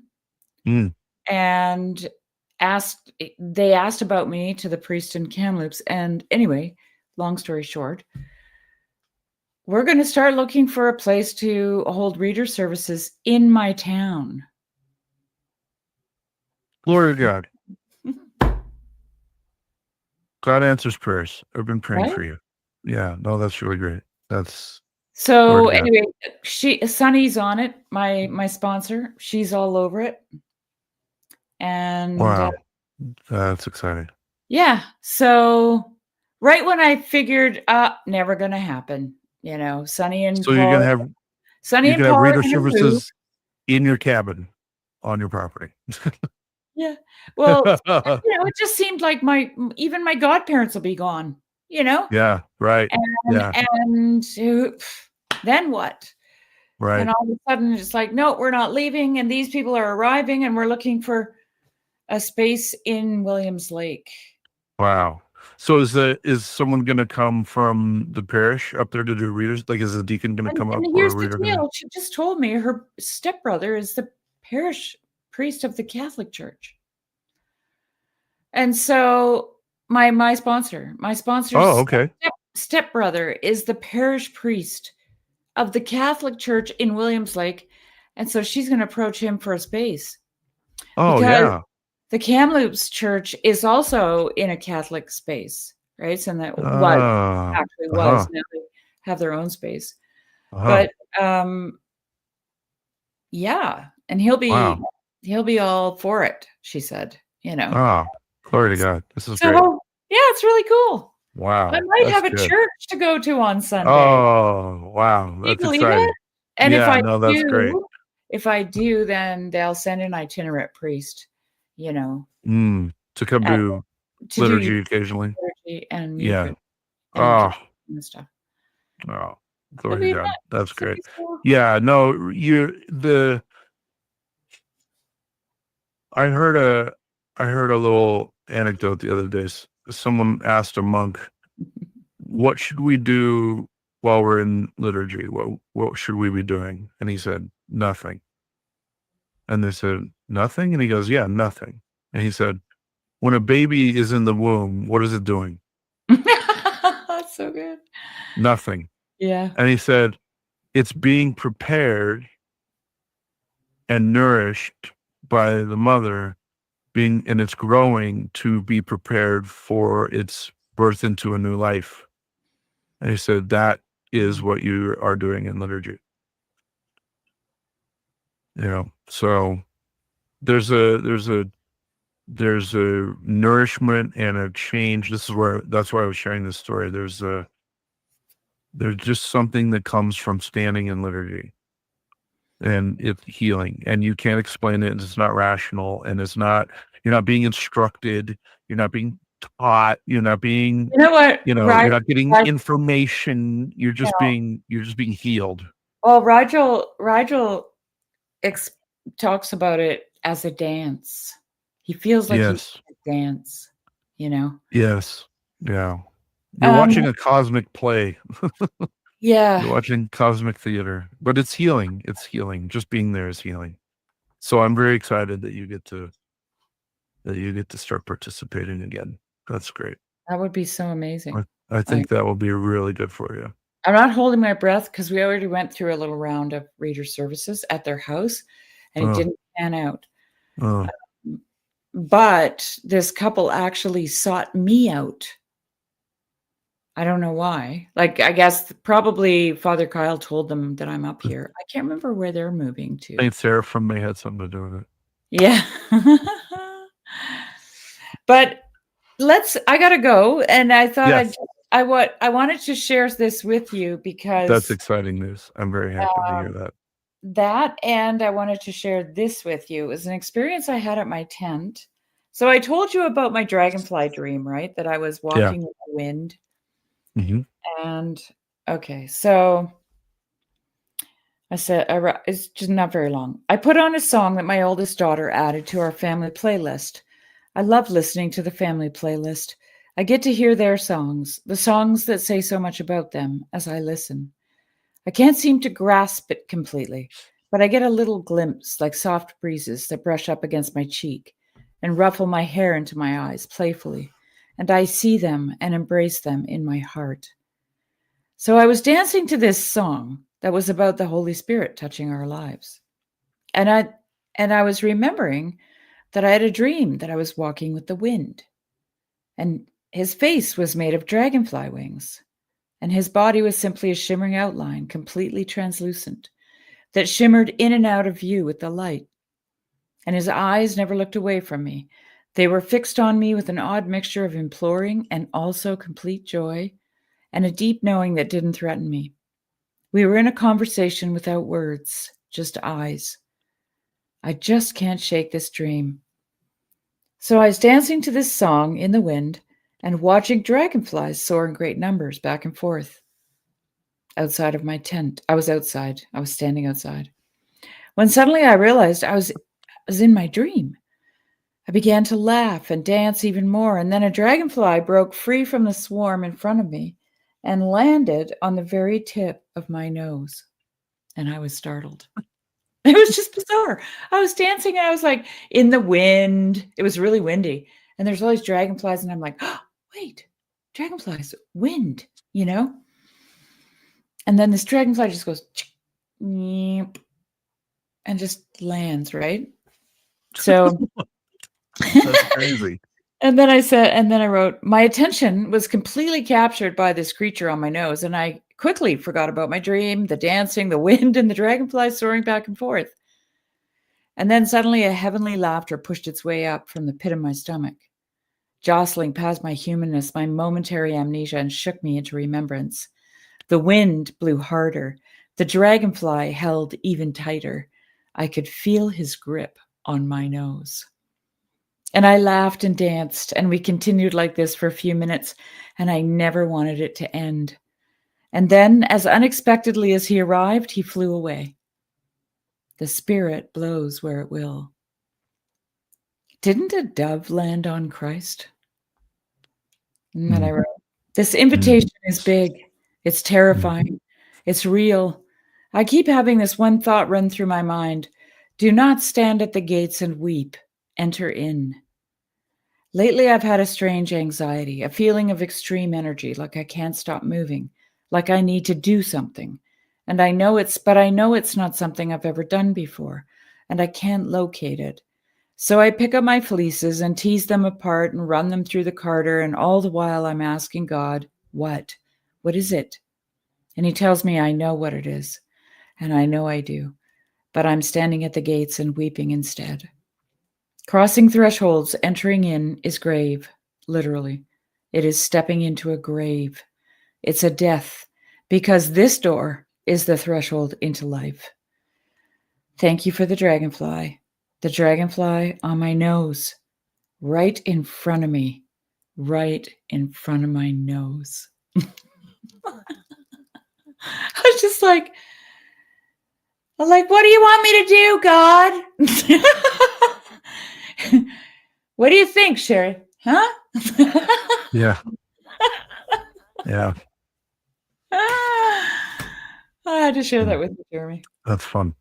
Mm-hmm. That's an interesting connection to the dream. That's just wild. Wild, right? Yeah, when these things happen, you can't. Yeah, it's surreal. It was. Yeah. It felt like, at first I was like, dancing to this song. It was about the Holy Spirit, the song, right? And then all of a sudden I was like, wait a minute. And I'm literally like my hair just, and there's dragonflies everywhere. Like this is my dream, And as soon as I remembered, like I connected it, what was happening to my dream, this dragonfly came out and just landed right here. Just like right at that moment when I made that, and it was just in my head, right? It was just like right. Oh. And then ding, and I'm like, wait a minute. Yeah. Insane. Wow. Unreal. That's beautiful. That's so fun. Good. Yeah. Well, I'm so happy to hear you have the prospect of being able to participate in services on Sunday with a group. That's good. Mm-hmm. Good. It'll be amazing. I'll be able to get into it, Jeremy. Yeah. Yeah. Right now, God's blessing me with dragonflies on my nose. Right. That's my liturgy.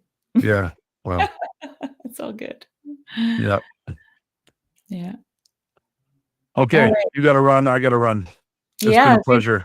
Yeah. Same here. As usual. Have a great week. We'll see everybody next time. Thanks for joining us. Thanks. God bless. Bye-bye.